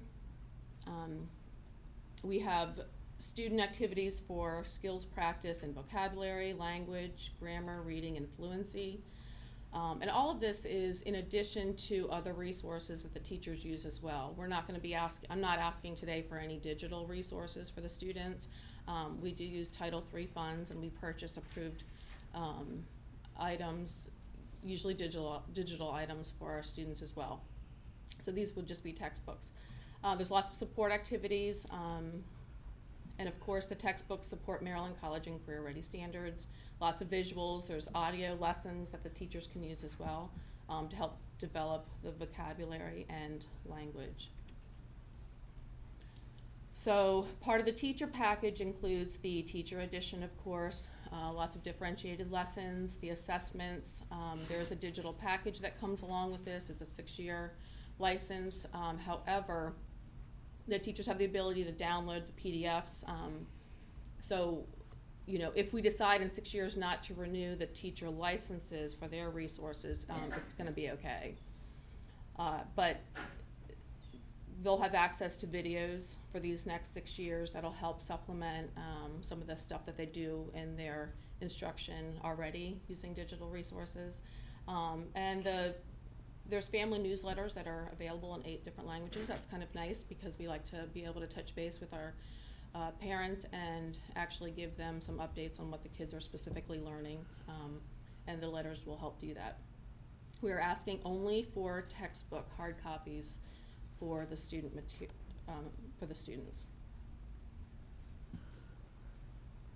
So, pending the board approval, we have, of course, some professional development that will take place this summer. If we are able to get the textbooks, we're going to be pulling teachers in. We will be realigning curriculum maps, kind of setting out, you know, our goal for this coming school year as far as professional development is concerned for them. We'll be bringing the company back in to be able to give the ESOL teachers professional development on the curriculum itself, and we will be mapping out how we're going to be using the textbooks. This is the cost. Total is going to be $21,648.50. Includes elementary all the way up through secondary, so K through 12. All the teacher resources are available, and we're asking for the student textbooks. And the recommendation is that the Board of Education approve this agenda item for ESOL. And I'll just remind everyone that the funds that became available for this were actually part of last year's surplus funds that we had. So the superintendent and Tammy did go before the county commissioners and ask to use that money for textbooks. So that covers the 3 items that are on the agenda today, which enabled us, by doing it now this early, we kind of got a better bang for our buck, because during this time period, rather than waiting until the summer, the textbooks are somewhat discounted. So rather than waiting until everyone gets their money on July 1st and they're struggling to you know, get the contracts in. Right. So, just in case you had any questions. All right, go ahead, Roma. So I had a question about how like assigning homework might go. So like with some of the current textbooks, we had like an online version where teachers were able to, there were like video links and things like attached. So how would that work?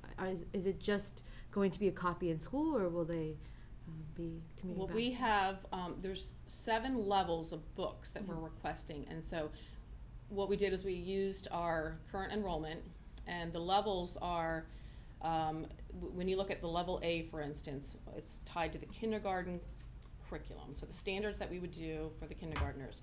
Level B book is geared towards the first graders, et cetera. So when the teachers pull these kids out and they're working on content, teaching language with the content, they're really supporting the classroom teacher in that. So most of the homework that's going to be given to these students doesn't come from the ESOL teachers. It's going to come from the classroom teacher. And our ESOL teachers are just simply, you know, it's really like in a way to tutoring them to be able to. So there's not going to be a lot of homework from them. And then will all current textbooks that we currently have, will they be replaced, or will it be like a slow phase out? We'll replace them. We're going to replace them. They are not, they do not have the Common Core standards, so. And then how long do you anticipate the books lasting? I mean, until like the next time? I know it might be far into the future, but I was just Yeah, wondering. these will last a while. I mean, and, you know, if we decide down the road to look at more digital components with the textbook, what's nice about that is those are always up to date. You know, companies are always going in and updating material. So that's something that we could look into later on. Okay. Thank you. Mr. Davis? How many textbooks are we talking about? We have, well, we broke it down. It's on the. We on have the about, Learning it's Club. about 250. 250? Yeah, we have 267 ELs right now. And the idea was to purchase a couple of textbooks in level A for this school and a couple of B, but when we put all the numbers together, we were hoping not to be able to buy one per student, but because we're spread out, we've got, you know, 20 plus Sure. schools that we're dealing with, it ended up being that we had to purchase the same amount. So what's gonna happen is, if we have level 3 books at this particular school, we may have to transfer them over to another school at some point. So it's gonna be managed centrally. The only other question I have is there any differentiation between the languages, the original languages, or the native language, if you will, of each of the students? And I'm thinking, for students coming from Europe, they're predominantly Romanic languages. There's some easy transition to English, although some people would argue the contrary, versus, say, Asian languages, completely different. Is there any textbooks that might deal with Asian students differently from, say, European students? Well, as far as the culture is concerned, the textbooks these are meant for English language learners. So culture is completely integrated, and the students are able to learn about their own culture, their home culture. So they're going to be touching base and doing activities that deal with them as an Asian, or, you know. So, but the language, where we teach English, you know, we're teaching them English. Correct. Right. Yeah. So. But there's no, you know, textbook for Asian-oriented students versus No. Mm-mm. European. Okay, thank you, that's all I have. I have no questions. Mrs. Washington? No questions, thank you. Mrs. No Allen? questions. Did you say no? No. Oh, No okay, questions. sorry. May I have a motion? I move that the Board of Education approve the adoption of English for Speakers of Other Languages, ESOL, textbooks and corresponding instructional materials published by Cengage Learning and cross-docking and shipping from Follett as presented. Do I have a second? Second? All those in favor? Aye. Opposed? All right. We can- Motion passed, and we can move right into our French textbooks.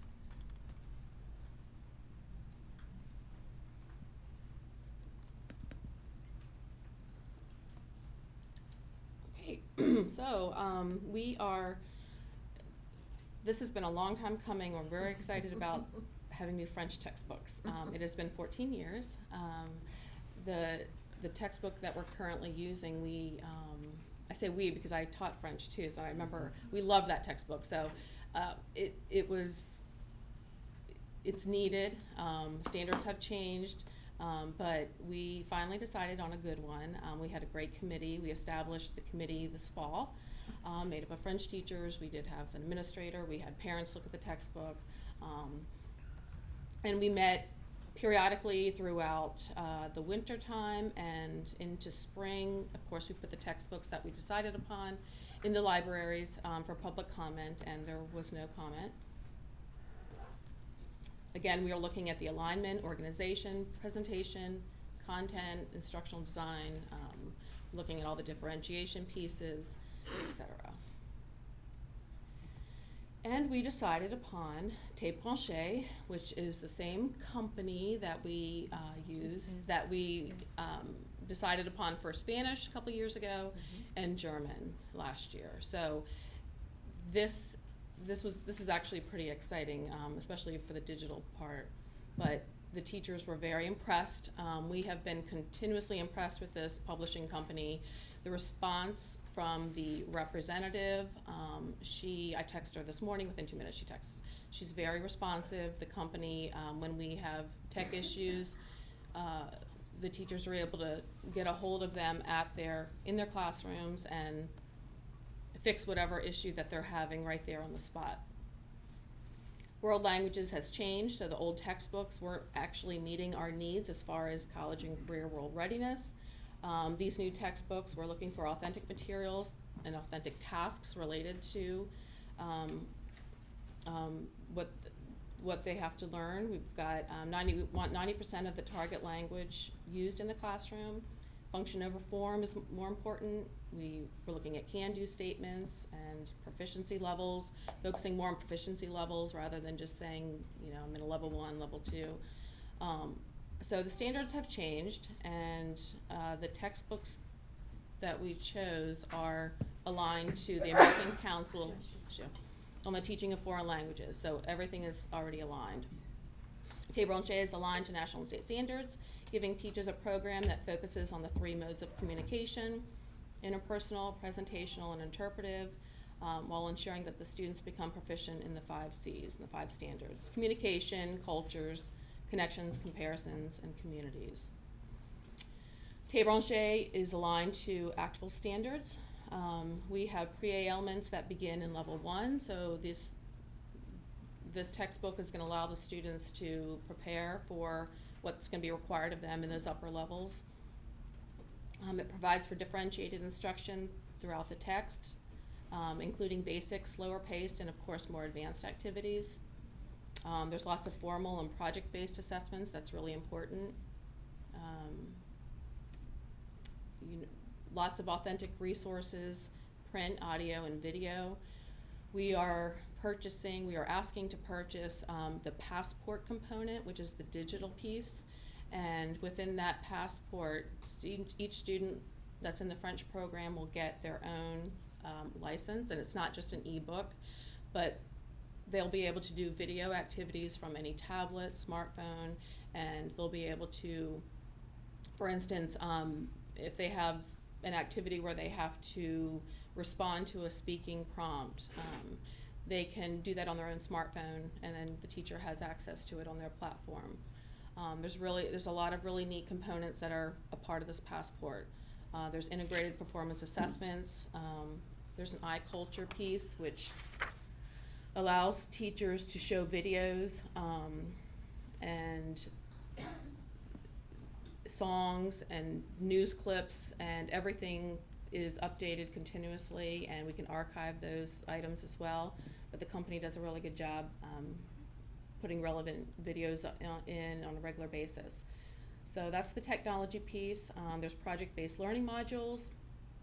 Like I said, IPAs, integrated performance assessments, so the assessment piece is there. Up-to-date cultural assets, video-based assessments. There's grading capabilities, as well as portfolio capabilities, and of course the opportunities for differentiated instruction. So what we're asking for the teachers is the Teachers Edition, the e-Teachers Edition, plus the program resources that go with that. The Teachers Edition workbook, listening activities, and video program, all the lesson plans, total physical response storytelling, and then the assessments. And as far as the students' materials are concerned, we are asking for textbooks. And again, we try to do just class sets, but we do have a very healthy French program in this county. So we've had other world language teachers teaching French. So when we added up all those numbers, it still came out that we have about 500 French students in our county, and it still ended up that we needed 500 textbooks, even if we just did, classroom sets. So we're asking for 500. So we have plenty of textbooks that will be able to be moved around from school to school if need be. Listening activities, video activities, grammar and vocabulary practice games. There's flashcards powered by Quizlet, which is exciting because right now the teachers usually use their own money to buy the Quizlet platform, and they're doing that on their own, but this is something that's provided already. There's online tests, there's web quests, just activities that teachers can assign, and it's usually activities where the students are going in and doing some research online and then providing, it's just a project-based activity. So that's the pending board approval. Professional development's planned again for August.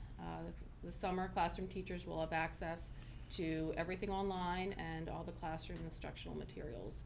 So we will be doing, of course, professional development this summer with our ESOL teachers too, and looking at realigning our curriculum maps and putting together a plan for this coming school year. The cost of the total adoption, including the file at cross-docking and shipping, is $64,666.13. I'm recommending that the Board of Education approve this agenda item as presented. Roma, do you have any questions?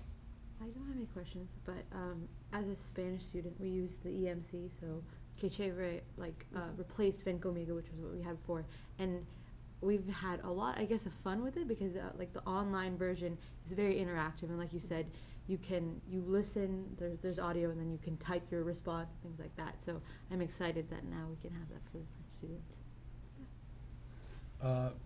The only question I have is the cost per book. Is there any matrix that you have or metrics on the cost? Are you in line, if you will, with the request of 64? How much is it again?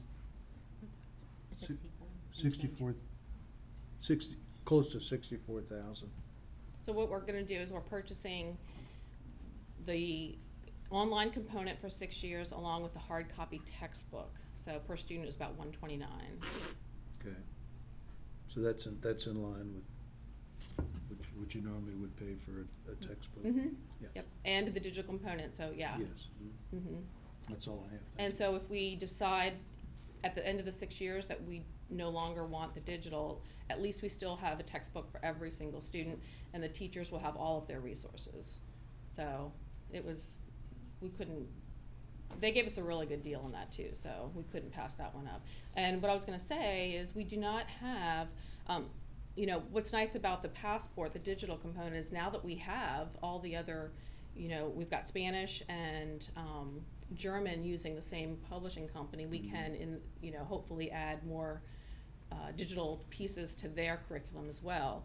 They also have Chinese, so we haven't had a textbook adoption for Chinese yet, but if that's in the future, then, this is something that we could look at as well. So it's just nice to have everybody under the same roof in that respect. Probably have economies of scale too. You probably get better purchasing power.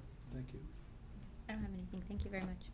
I think the teachers will be very happy, the French teachers, when they come back. They had these bright, colorful textbooks and the resources that go with it and the technology pieces. I think that's going to be great, and the students will be excited too. Thank you. I just love the way that language is being taught now instead of having to read it out of a book and recite it back and forth. I think being able to live it makes it a lot more real and much easier to adapt to that. So thank you. Okay. May I have a motion, please?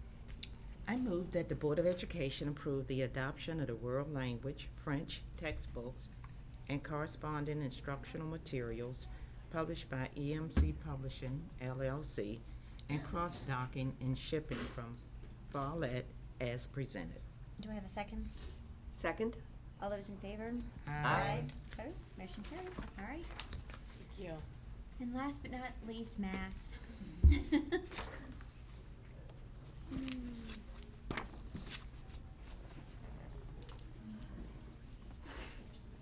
Mrs. Luker, Mrs. Dunbar. Good morning. Good morning.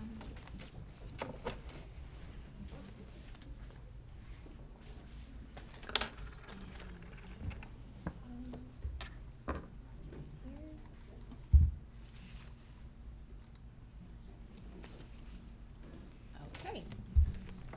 I'm Bridget Dunbar, and I'm here with Becky Loker this morning to present to you the textbook adoption for the K through 12 mathematics.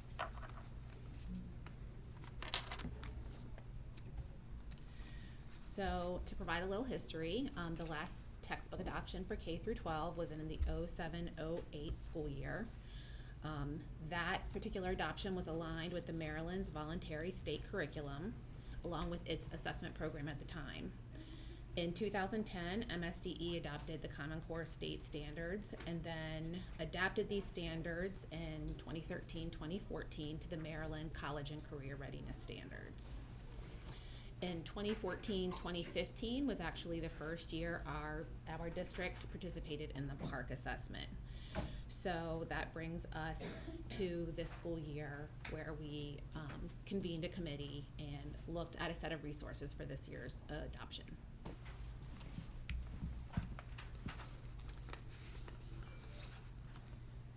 So our process. In December, we decided to work through a process where we first convened a smaller steering committee. We actually did, before we did that, we had a teacher input survey regarding the kind of materials that they would be looking for in an adoption, alongside any references for any materials that they would like us to specifically look at. We also, Becky and I, we looked at the materials being used across the district, as well as we pulled resources based on outside organizations. We identified this subset of teachers to become our steering committee, and with that we reviewed research. We also narrowed the choices, and we developed a rubric for the larger main committee to use with the new set of narrowed choices. For the steering committee, we met 3 times. The first time we met as an elementary, secondary group. We thought it was important for us to work together for this, so that the transition between the levels, we had a common vision. And in that first meeting, we did review research. We began to develop our initial rubric. Throughout the next 2 meetings, we used that rubric to narrow our choices, and then we did finally narrow the choices for the larger main committee. For the main committee meetings, we predominantly met separately, but the first meeting we brought everybody together to explain the process that we had been through up till then, and so we reviewed the process and we shared our common vision. The rest of the dates were for all of the vendor presentations for the narrowed choices, and then we each had our final dates, which was our final selection meeting. We did have a common rubric based on the steering committee's process of what was important for them, and based on research. It had 4 components: the quality of the instructional materials, the alignment to the standards, accessibility for students, and accessibility for teachers. The accessibility for students and the accessibility for teachers were both kind of twofold. One was like logistics. For students, how are they going to interact with the materials? Was it going to be print? Was it going to be online? Would they be able to navigate whatever was online? But then accessibility instructional wise. So were there strategies for diverse learners? Were there entry points for all of our students? Was it hands-on? We looked at that sort of accessibility. For teachers, it was very important for teachers to have online capability, so that they could do what they need to do in terms of building assessments. They wanted those kind of logistic things. Can they print from the online platform? Can they create their own assessments? And then accessibility for teachers in terms of level of experience. Is this going to be a curriculum that our brand new teacher can implement in their first year, versus how is a veteran teacher going to interact with these materials? So those were our 4 components for our rubric. So pending board approval, professional development will be planned for this summer for each of our different levels. So elementary goes first. Does this work? Do you want to take this over? Yeah.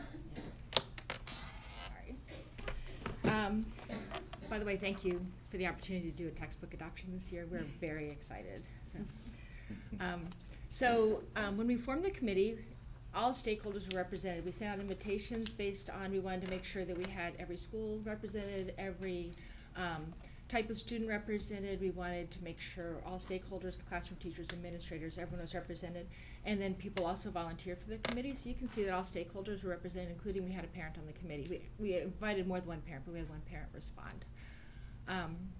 We had special education. It was really important to us to make sure that everyone's there. We also had all grade levels represented rather evenly.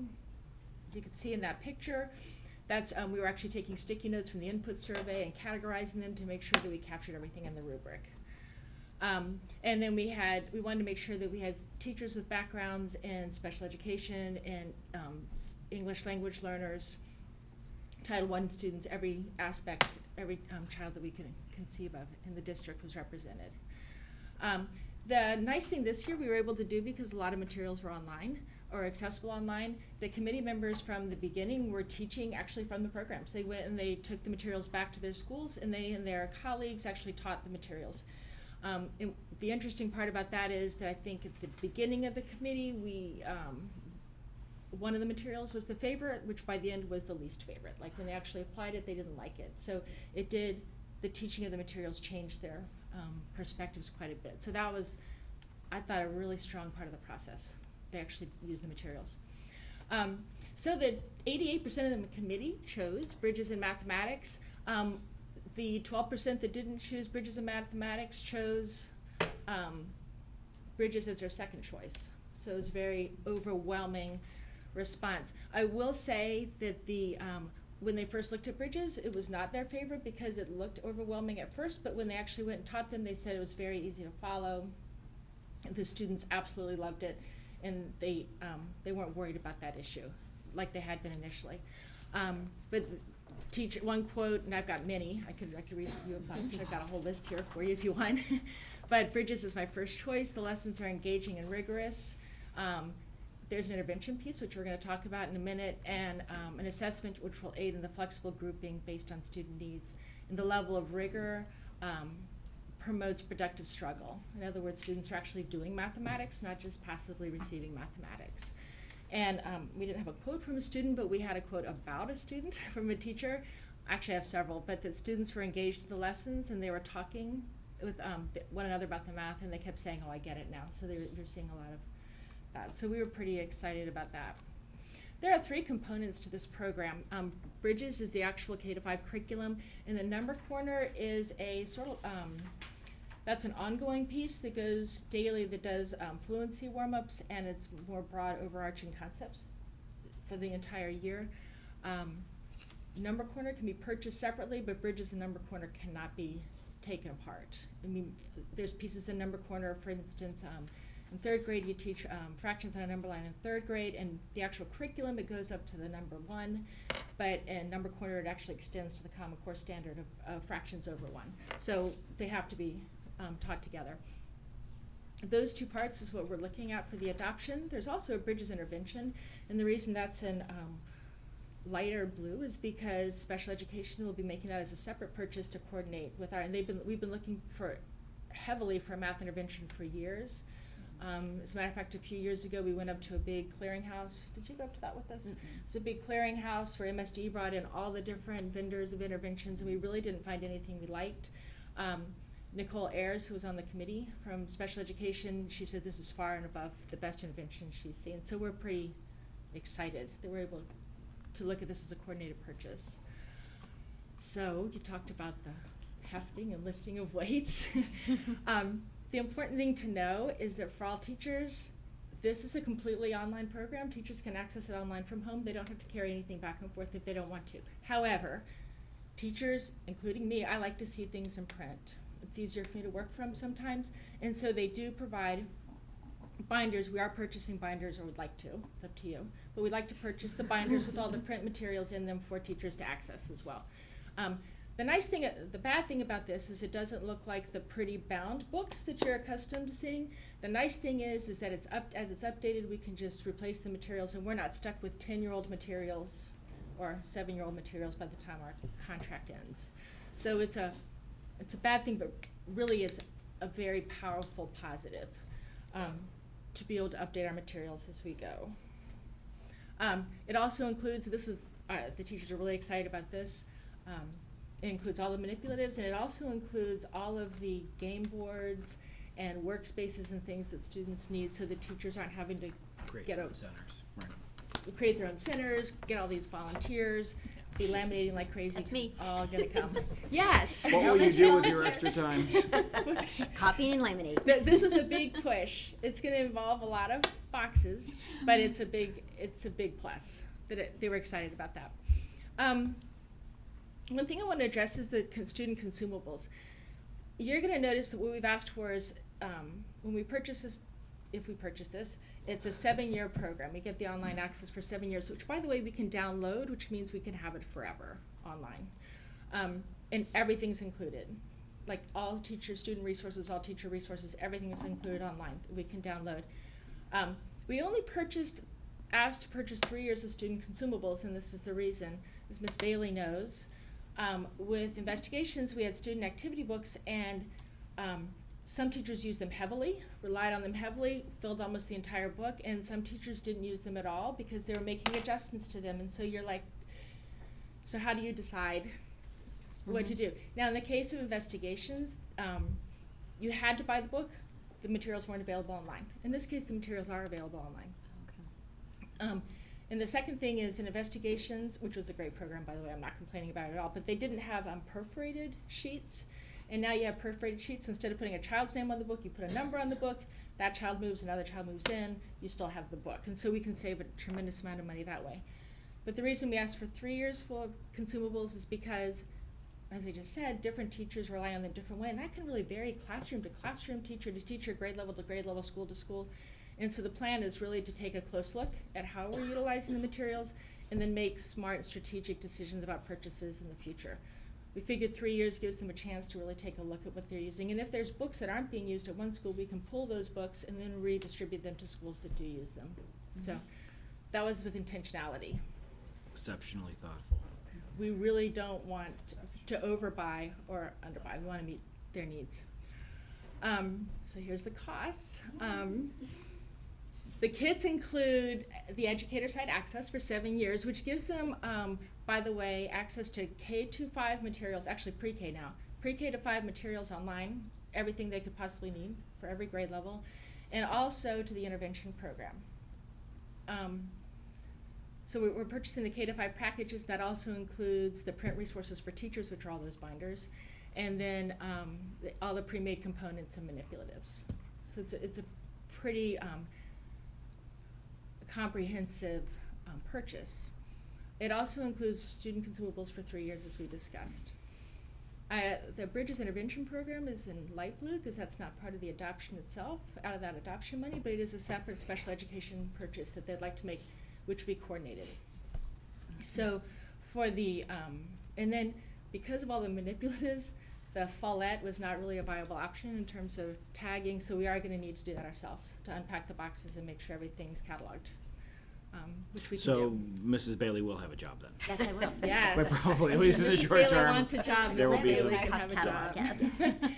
To barcode those boxes and make sure they're in schools. Anyway, so the total for elementary, the K-5 part, is $1,593,056. No, $500,093. Wait. $1,005,000. 1,005,000. I am the elementary math supervisor. And then the bridges doesn't go up that high. and the bridges intervention is $40,503. That is a special education purchase that we're looking at doing in coordination. So wait, before we go on to the secondary, Yes. since all three are kind of different, do you mind if we just ask questions, if anyone has them on Absolutely. elementary first? Sure. And then that way, we're not toggling back between the 3 different levels. All right, elementary, any? None? No, good. So, as you're saying, the special ed portion will be a separate purchase? Is that gonna come before us, or are you saying that? Ms. McCourt? Yeah. Well, so one of the things is that again, exceptionally thoughtful in the way they went about planning this and working this and getting the pricing that they got. The money originally allocated for this is here. Special ed funds are here. This will draw from those funds, but by approving this, you're approving all of it. Right. Okay. Absolutely. That Oh was my gosh, I got right. something right. Right, so that was what I wanted to Something in that, understand, is I correct. understand different pots of money, different categories, but I just wanted to ensure that, that we were going ahead with the purchase, or if not, You are that you were authorizing gonna the be purchase. bringing it forward to us. No, you So- are authorizing that purchase Great, if you that's- authorize this Got action. it. That's what I wanted to know. Thank you. I have nothing to add. I kept asking that. It only exactly how do I took Tammy say about this? 4 or 5 times to get that straight with my head, so.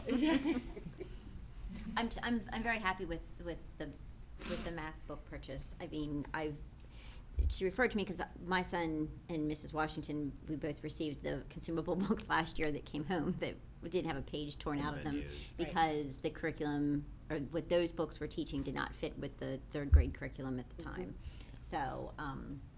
So, and this is great because even within an elementary school classroom, you still have children at different levels that are learning at different paces. So this kind of will, for those who are struggling with a concept, I think all of these items will help them grasp it or see it in a different way. So What's nice is actually for each lesson too, it'll address, it'll say, this is how you support the ELL student. You know, in this activity, this is how you support the student who's struggling. This is how you support the student who needs extension. So it specifically gives instruction. And then there's the intervention program, which interweaves. So Right. it's, okay, very excited. all right. So we will close the door, so to speak, on elementary and move to secondary. So now we'll look at the secondary portion. So the secondary committee, again, we had all stakeholders represented, including parents, administrators, special education teachers, instructional resource teachers, and you'll see the predominant member of the committee was classroom teachers. All schools were represented, pretty evenly there, across middle and high. And for middle school mathematics, the committee selected Middle School Math Solutions by Carnegie Learning. This program, this curriculum balances procedural fluency with conceptual understanding. They take a student-centered approach to learning and include time for collaborative work as well as individual learning. They offer a blended learning experience through their print edition. There is a MyCL platform which allows the kids to interact with the text online, also take assessments online, but then there's also something called Mathia Software, which is an adaptive online platform for practice. It provides hints, instead of just kind of, you got the problem wrong, now read through all of the details about how to do it. It actually provides hints to the students. The teachers can actually see how many hints a kid needed in order to get the problem right as well. So they're very excited about that platform. They also are in beta for a personal coaching platform. So for the teachers, they can watch videos of other teachers teaching the lessons. So they have that immediate professional development available to them. Let's see, okay. Some of their, some of the things that the committee were really excited about was the intentional design of the lessons really brings forth the coherence across the standards and explicitly makes connections between standards, which sometimes is not evident to students. So it's very purposeful instruction. For the struggling learners, multiple representations and visual learning is very important, and that is strewn throughout the curriculum. The consumable text really drives the instruction. Kids will be consistently reading, writing, talking, listening, and reflecting. It's very active learning. There's within even, it looks like a workbook, but even in those workbooks, there's card sorts and like things that they'll be doing interactively with their peers and groups. The teachers will have a teacher's implementation guide, as I said, the professional learning piece, and the real-time reporting with the MyCL platform. So some of I pulled a couple quotes from the teachers, and you'll see in the top right corner, 100% of the teachers selected this as their top choice. They identified, they noted the rich tasks, like in the initial input survey, way back before we began the process, the teachers really just wanted like performance tasks, rich tasks, park-like tasks, like they were wanting a resource like that. So they noted the rich tasks, the multiple strategies, the alignment to the standards, the online access was really, really important for all the teachers. And in the quote, they noted the conceptual to abstract progression of learning, which sometimes we go quickly to the abstract and forget all that concrete important piece, especially at the secondary level. And just, they overwhelmingly had positive things to say about this platform, about this resource. So the components for a 6-year proposal, a consumable student edition for every student, the Mathia software, online access to the student edition, and there's access, they have a practice workbook, but we didn't want another workbook, but they have the access to the online practice workbook, so teachers could print the pages that they need. So that works right in conjunction with the resource, the text, the consumable text. Teacher implementation guides, the MyCL portal, and of course professional development. Any questions on middle school? That's middle school. Okay. No questions. My only question, so the new portal, is that will replace the IXL piece for middle school? Yes, and I explicitly, the last day of the committee, I said do you feel that this can replace IXL? And they all overwhelmingly said yes. Okay, but we can still use but IXL will still be used if we need to at the higher elementary school grades. Well, right now they're not using it in elementary school, are they?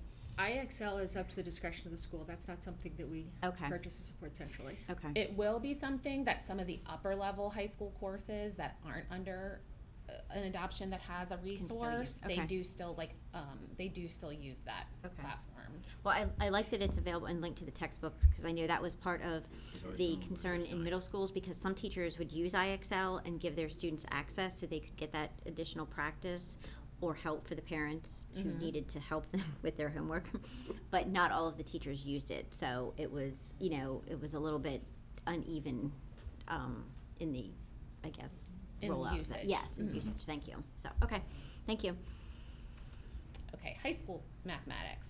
And we're gonna be looking at algebra, geometry, algebra 2, and pre-calculus. So first, the high school committee selected Envision AGA for Algebra 1, Geometry, and Algebra 2. This is by Pearson. This particular textbook series is a really nice blend of what is a traditional textbook along with incorporating some of the things that are happening right now in math education. In terms of, like, the first bullet talks about 3 acts. There are these 3-act tasks that if you're a teacher that needs a lot of structure, it's hard to implement those kind of things on your own, but this embeds it right where it belongs in the curriculum and gives the teacher support for utilizing these types of routines. 3-act tasks are great for mathematical modeling, which are one of the standards for mathematical practice. The embedded interactives throughout are powered by a company called Desmos. So you can kind of see on that little image, there's a graph there, but if kids are investigating quadratics with parabolas or lines, they can graph that parabola and they can manipulate this slider and see what that coefficient of that term, does it open up, does it open down, and they can get that immediate feedback and see, what happens when you change that function. So that's really exciting. There's adaptive practice in the online platform. So if kids are working in the online platform and they are getting something wrong, it adapts to where it kind of backtracks them automatically. And there is a student companion work text that works alongside the textbook.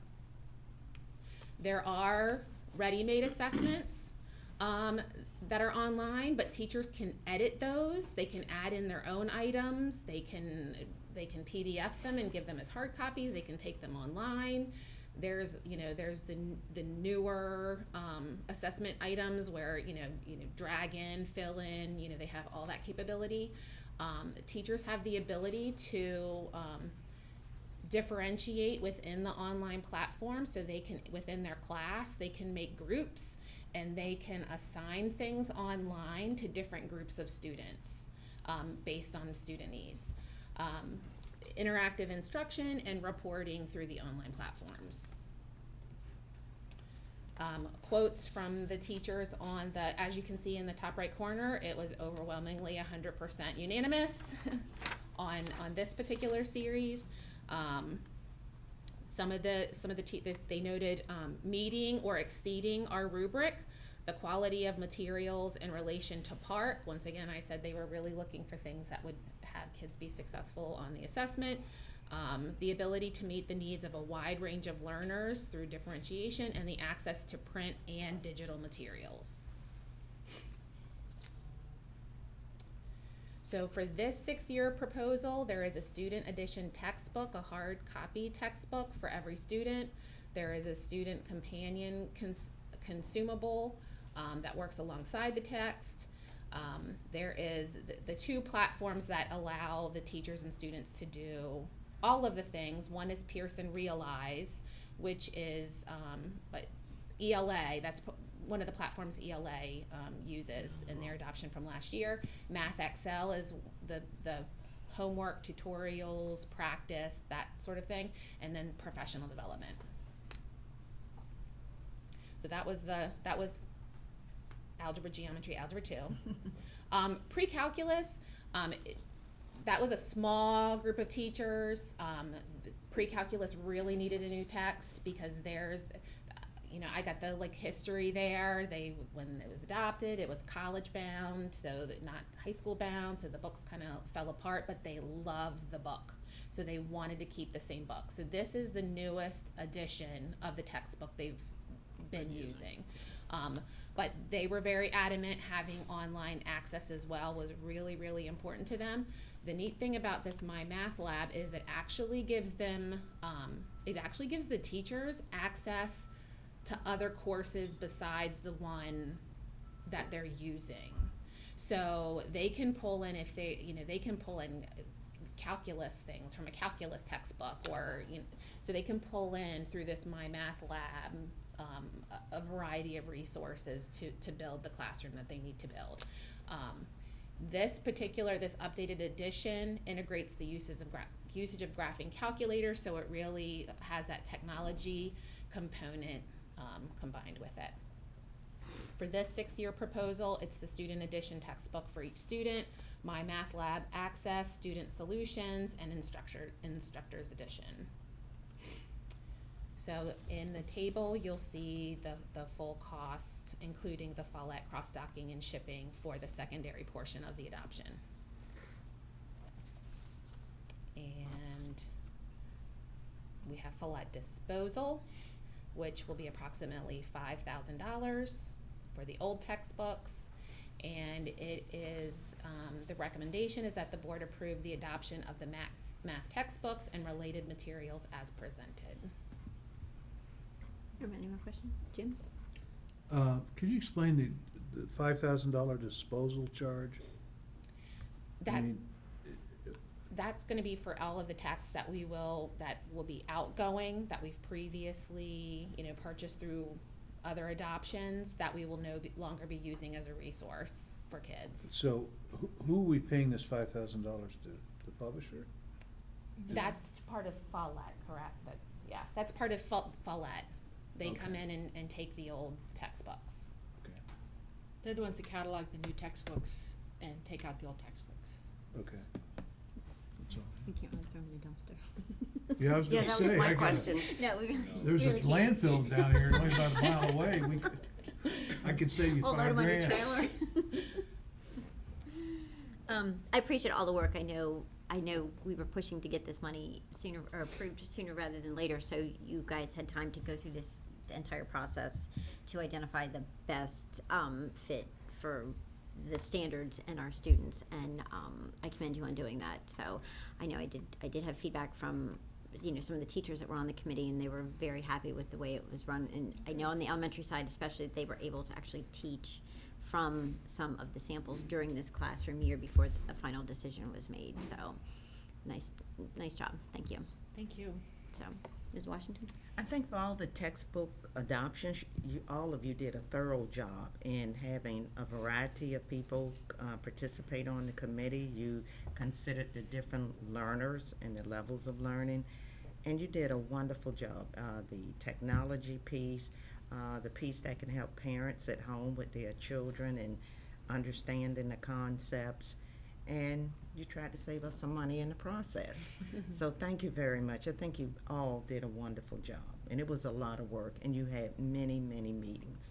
Thank you. Thank you. Thank you. I'm pleased that we're able to do this. I hope that this will have some permanence. I don't, the state seems to change the statewide tests on an ongoing basis. What I'm getting from you is that the concepts and the way these are being taught will serve the students well, whether it's a PARCC exam or something else. I'm still sort of stuck on this $5,000 for disposal of textbooks. Why do we have to have Follett dispose of them? What's the... I mean, without having, Dr. Jaffers is usually the one that kind of coordinated some of that work, working with the media specialists to actually dispose of the textbooks. I mean, keep in mind, we're talking thousands upon thousands upon thousands of textbooks, and if they have any value, we do get value out of the ones that can be resold. But most of these, as they're 10 to 12 years old, there's really no particular value. That's an approximation. It may be less. It depends on what we retain, we basically put it out as a placeholder. Okay.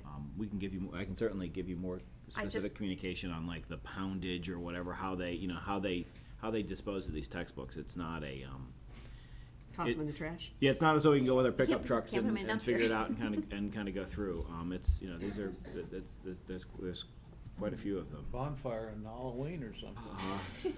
Big one. I don't believe. I personally don't want to see that in front page, as we all dance around last generation of math textbooks. No. Burning books is not a Yeah, good, burning books is not the new thing we want to do in No, St. no, Mary's no. County. Okay, we need a vote. Stop. Just stop right now. All of you. Stop talking. Interested to understand. But before you come to a vote, and I hope that you find your way to support the wonderful work that the supervisors and teachers have done. St. Mary's County dollars are dear. Okay, dollars are dear, and we make every single dollar work for us. And everybody really aligns themselves to that mission. And when they go in, they are looking for absolute value to purpose. And that's why you don't see, we're going to buy these textbooks because this is the textbook and that's that. It's like, well, there's the textbook, and here's the workbook, and here's why we're doing this workbook as opposed to this workbook, and they're perforated so we can take them out, and these come in a binder, and this is the way. They are so aware of cost, and they build it into their work, and to model after what the teacher really will need and use, and to make the teacher's job easier and more and professional. This truly is 21st century textbook adoption, and I applaud the work that went last year particularly, and this year as well, because we're seeing all of these different things. It is not one size fits. It is what is tailored best to the teacher in the classroom and the student who's learning. So just thank you. I think the fact that you relied on so many classroom teachers to evaluate, to test, and then to come back to determine what was best means that there's buy-in from the people who will actually be using these. And that, I think, is what's probably most important, because if they're happy with what they're being asked to teach from, then they're going to get more out of it, they're going to give their students more, and the students will ultimately benefit. So I like the way you went about this. I know it was a lot of work, but I think it was the best way. Thank you. Thank you. Okay. All right. May I have a motion for the textbook adoption? I move that the Board of Education approve the adoption of textbooks and corresponding instructional materials from Bridges in Mathematics K through 5, published by the Math Learning Center, Middle School Math Solutions 6 through 8, published by Carnegie Learning, Envision AGA, Algebra 1, Geometry, Algebra 2, published by Pearson, Sullivan Precalculus, published by Pearson, and Cross-Docking and Shipping from Follett as presented. Do I have a second? Second? All those in favor? Aye. Aye. Opposed? Motion carried. All right. Thank you. Thank you. Off to the races. All right, Dr. Marr. You're the last one, then we'll take a break. So don't start passing me notes. If you read my mind.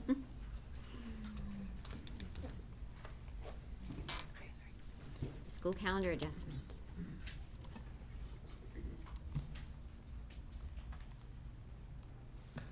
Well, good morning still? Yeah. Okay, good morning. Yeah. It seems like it was not long ago that I was presenting the calendar for next year. This year, as we look at our 180 days, we had our snow days that have been built in. We had 3 days throughout the year. We had 2 days built in, President's Day and the Monday following Easter. As you know, we used all of those. By the time the last snow day hit, it was past President's Day, so we couldn't make that one up. But what also happened was when we look at these 5 days that we used throughout the year, as well as the delays, one of the days that we closed, March 2nd, was also a 2-hour early dismissal day.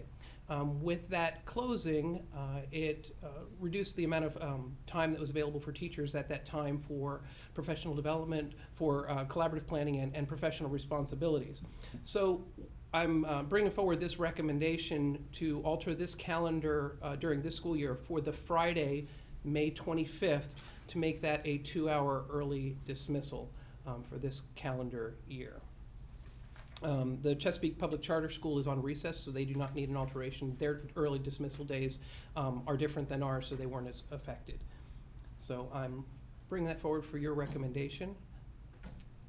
As you also think about that too, you know, with those other extended days, we have requested from the state a waiver of that 5th day, because if we were to have another day of school to make it up, it would be on Monday following June 15th. And as you know, there's 2 problems with that. And COMAR does allow us to ask for a waiver if our final day would actually occur on a Monday as well. So. Okay. Can I just ask one other question? Yes.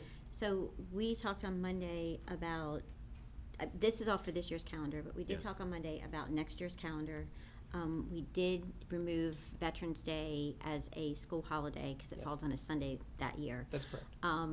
So with the passage and of the bill and the signing of it, I would think that maybe we can consider putting that November 12th, which is a Monday, Right. or whatever the federal holiday is going to fall, which I'm assuming it's going to be the 12th, back on our calendar as a day off for students for next year. Yeah, so with your support, we can reconvene folks from the calendar committee to look at the ramifications of the recent legislation that was signed yesterday Right. that allows for those extra days to be added after June 15th. So that would allow some flexibility in our calendar for next year that we didn't have otherwise. Right. I mean, I just like to see how it affects everything, because, you know, I know that is a very important holiday for a lot of people in this area, and it Certainly. is the month Right. of military charge we've just talked about. So, you know, just to put that on, that at least we can consider it or see how it's going to affect the rest of our calendar, keeping in mind that we will have a day off the week before for the general election. So, if you Absolutely. guys don't mind doing that, that would be We would love to. appreciative. We love Absolutely. getting people together. Committee work is a dream. Well, you bring donuts, don't you? Yeah, we may have to for this one. But no, I think the recognizing that we live in an ever fluid, environment where there are things that are mandated and then other things that are amended, we have to be responsive to it. So yeah, we'll gather together, bring back that proposal to you for Okay. 2019. I would think either to reconvene or to send out At least just a survey, get some input and see. But I agree with Mrs. Bailey that being able to add that day back, would The be a new positive. legislation that was just passed just does give us a little bit more flexibility, and we're not as tied into that strict Hard timeline. end. It allows for that flexibility to add those days after for inclement weather, which is reassuring. I appreciate the Anne Arundel Board of Education for their persistence in pursuing this request and the fact that the governor was willing to sign it. To the benefit of us all. Absolutely. Okay. All right. Any questions on the change to this calendar year? Okay. All right. Then with that, may I have a motion? I move that the Board of Education approve the proposed 2017-2018 school system operating calendar as amended. Do I have a second? Second? All those in favor? Aye. Opposed? Motion carried. All right. Thank you, Dr. Marr, and we'll take like a 5-minute break.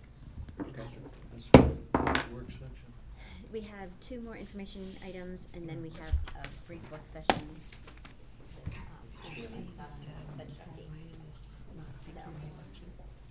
No.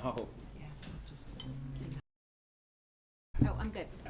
Jim, you want another water? Oh, thank you.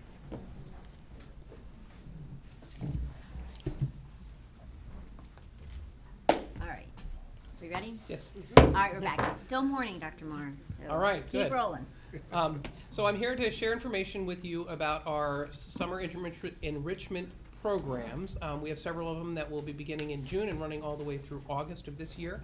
And I believe at an upcoming board meeting, there will be additional information about our other summer programs, such as those through Title I.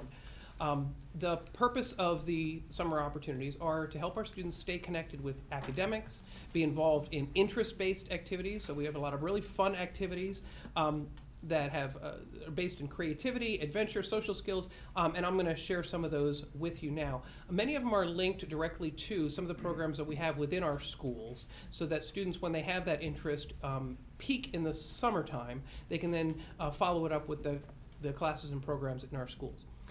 We have had about 300 students participate last year in our programs. We opened up the registration for these programs now about a month ago, and we're about half full now. So there are plenty of spaces still available, but I have a feeling that those are going to fill up as we get closer and closer to the summertime.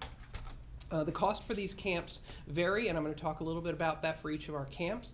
And students who are on free and reduced meals are eligible for those programs, also are eligible for scholarships to the summer camps as well. We want this to be available to all of our students.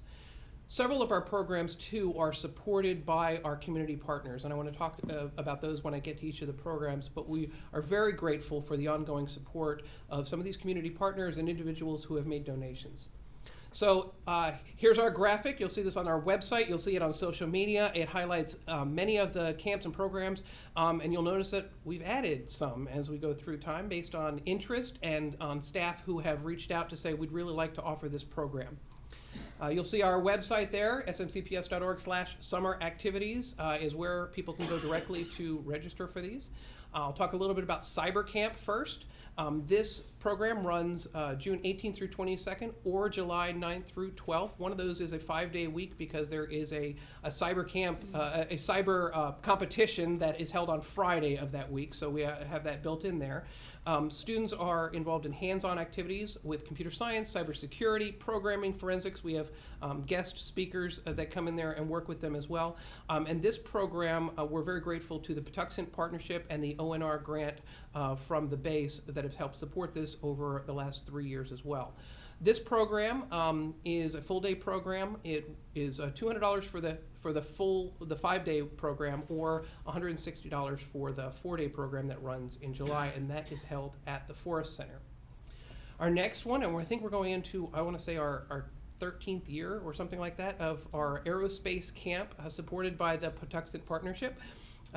That one, it runs in 2 weeks in July, the 16th through the 19th, or July 23 through 26 for our elementary program. And last year we made our middle school program run a full 2 weeks because of the real hands-on construction of things like quadcopters and things. It took a lot more time, and so having it over 2 weeks where they can have time to build it but also have time to fly it. So, and this one is $100 for the 1 week or $200 for the the 2-week program, and that cost is greatly reduced, as you can see from some of the other programs, because of the donation from the Patuxent Partnership. We're very grateful for their support. They provide $20,000 to support this program, and so those dollars go a long way in assisting our students. The Summer Arts Academy, it runs June 25th through 28th. There are a variety of paths that students can take depending on their talents, abilities, or interests. And so there's dance program, a drama or a theater program, band, orchestra, visual arts, that runs June 25th through 28th. It is $160. That one is held at Leonardtown High School. World language, we've run it for the last several years in Spanish. One year we ran it in French as well. This year we're adding Chinese as a strand, and so students can register for these half-day programs June 25th through 28th in either Spanish or Chinese. The focus is not just on the language, but also culture, involving activities, songs, role-playing, interactive games. And so that, because it's a half-day program, the price is reduced. It's only $90. The Tech Kids Camp, there are a lot of programs. This one is filling up very quickly because of some of these programs. The Lights, Camera, Action, which is a video production program, calling all aspiring chefs, and the students make these great food items every single day. There's a different focus. Smile, STEM, Messy Imagination Learning Experiments. That is a new one this year. Spark the Imagination of the Young Graphic Artists. And Nature Science Camp, which will be a very involved hands-on and a lot of outdoor activities with that program as well. That one is $160 for that 4-day program of held July 16 through 19. We're very grateful for the partnership we have with the Sheriff's Office for offering Camp DARE. This one is being held July 9 through 12 at Leonardtown Middle School for students entering grades 5 and 6. This program is coordinated and facilitated by the Sheriff's Office. Last year, I think we had our 10th year of the partnership, so we're in year 11. There's no cost for the participants because it is grant supported through the Sheriff's Office. And this year we're adding an athletic component, basketball camp. We had a teacher from Leonardtown High School who said, I'd really like to get students actively involved in basketball early on. And so this program is new this year, will be held in August. So now we have the span of time that runs all the way from June through August, so there's opportunities for students throughout the summer. It's a full-day program at $160 for either August 6 through 9 or August 13 through 16, and this is for students entering grades 3 through 8. So wow, there's a lot of really fun activities that students can get involved in throughout the summer. So our registration is out there. It is online. All of the registration is online. Parents can submit their applications through that. And if you have any questions, they can reach our office or any of the program coordinators. So with that, I thank you. Any questions? I don't have any questions, but throughout all of my years in St. Mary's County Public Schools, I've loved to see how much summer programs have grown. But it's amazing how even some of the things, like when you were talking about quadcopters, kids can continue that in high school. There are clubs available for them to continue their interest, and summer's always fun in SMU, yes, and I love that part. Can I just ask, so, and are these camps, they're only open to our students? They are open to non-public as well, and there are different rates on the website for those that are out of county as well. All right.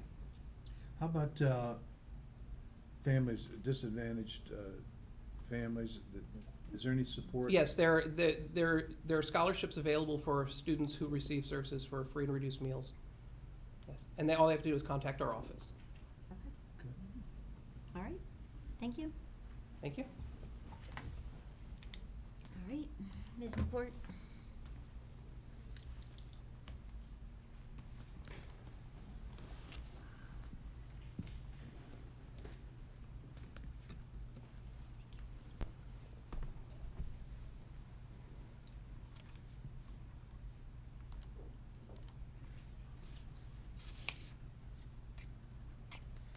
Good morning, still. Good morning. Good morning. Surprisingly, it's been a very busy morning. Before you is the March financial report. Everything is looking spot on. Of the $250 million revenue budget, we've received $171.4 million, representing 79.3% of our budget.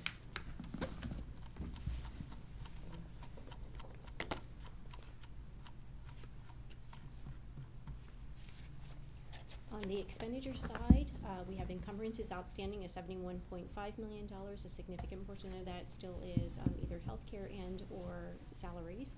Year-to-date encumbrances plus expenditures total $206.7 million. The available budgetary balance is currently at $8.9 million. And there is 95.86% of our budget has been either expended or encumbered. There are no areas of concern. There's one positive area, and that is with our insurance claims. And our budget is trending very positively based on our changes in our contract this year. Are there any questions? I don't have anything. Jim? No. Looks good, thank you. Thank you. Well, actually, I have one question. For the purchase for Chopticon for the stage curtains, were they the new ones that we saw during the performance, or we have not purchased and installed those yet? I don't believe that they've been installed yet. Okay, all right. Just wanted to know. Thank you. I hope we continue to get the impact aid. I read recently that the education secretary is considering doling that out instead of to affected communities, instead to offer up scholarships or grants to students whose parents are in the military to attend other schools. Interestingly enough, across the board, military organizations are completely against that. Of course. Well, the fact that the military is, the various military organizations are very much against that. I feel that students benefit and that they acknowledge that the impact aid doesn't support completely what it's, let me rephrase that the amount of impact aid is not sufficient and is actually underfunded in what Congress intended, but that they believe that the greater good happens for all students, for military affected students, by utilizing impact aid. I know that money sometimes lags, but I truly hope that we can follow that and make sure that if we need to weigh in and add our voices, that we will do so. We absolutely will. Thanks. Absolutely will. Okay, so Tam, if you just stay put there. All right, so this meeting is now adjourned. Our next one is going to be on April 25th, 2018 at 6 p.m. So 11:51, we are finished with our meeting. And now we will have,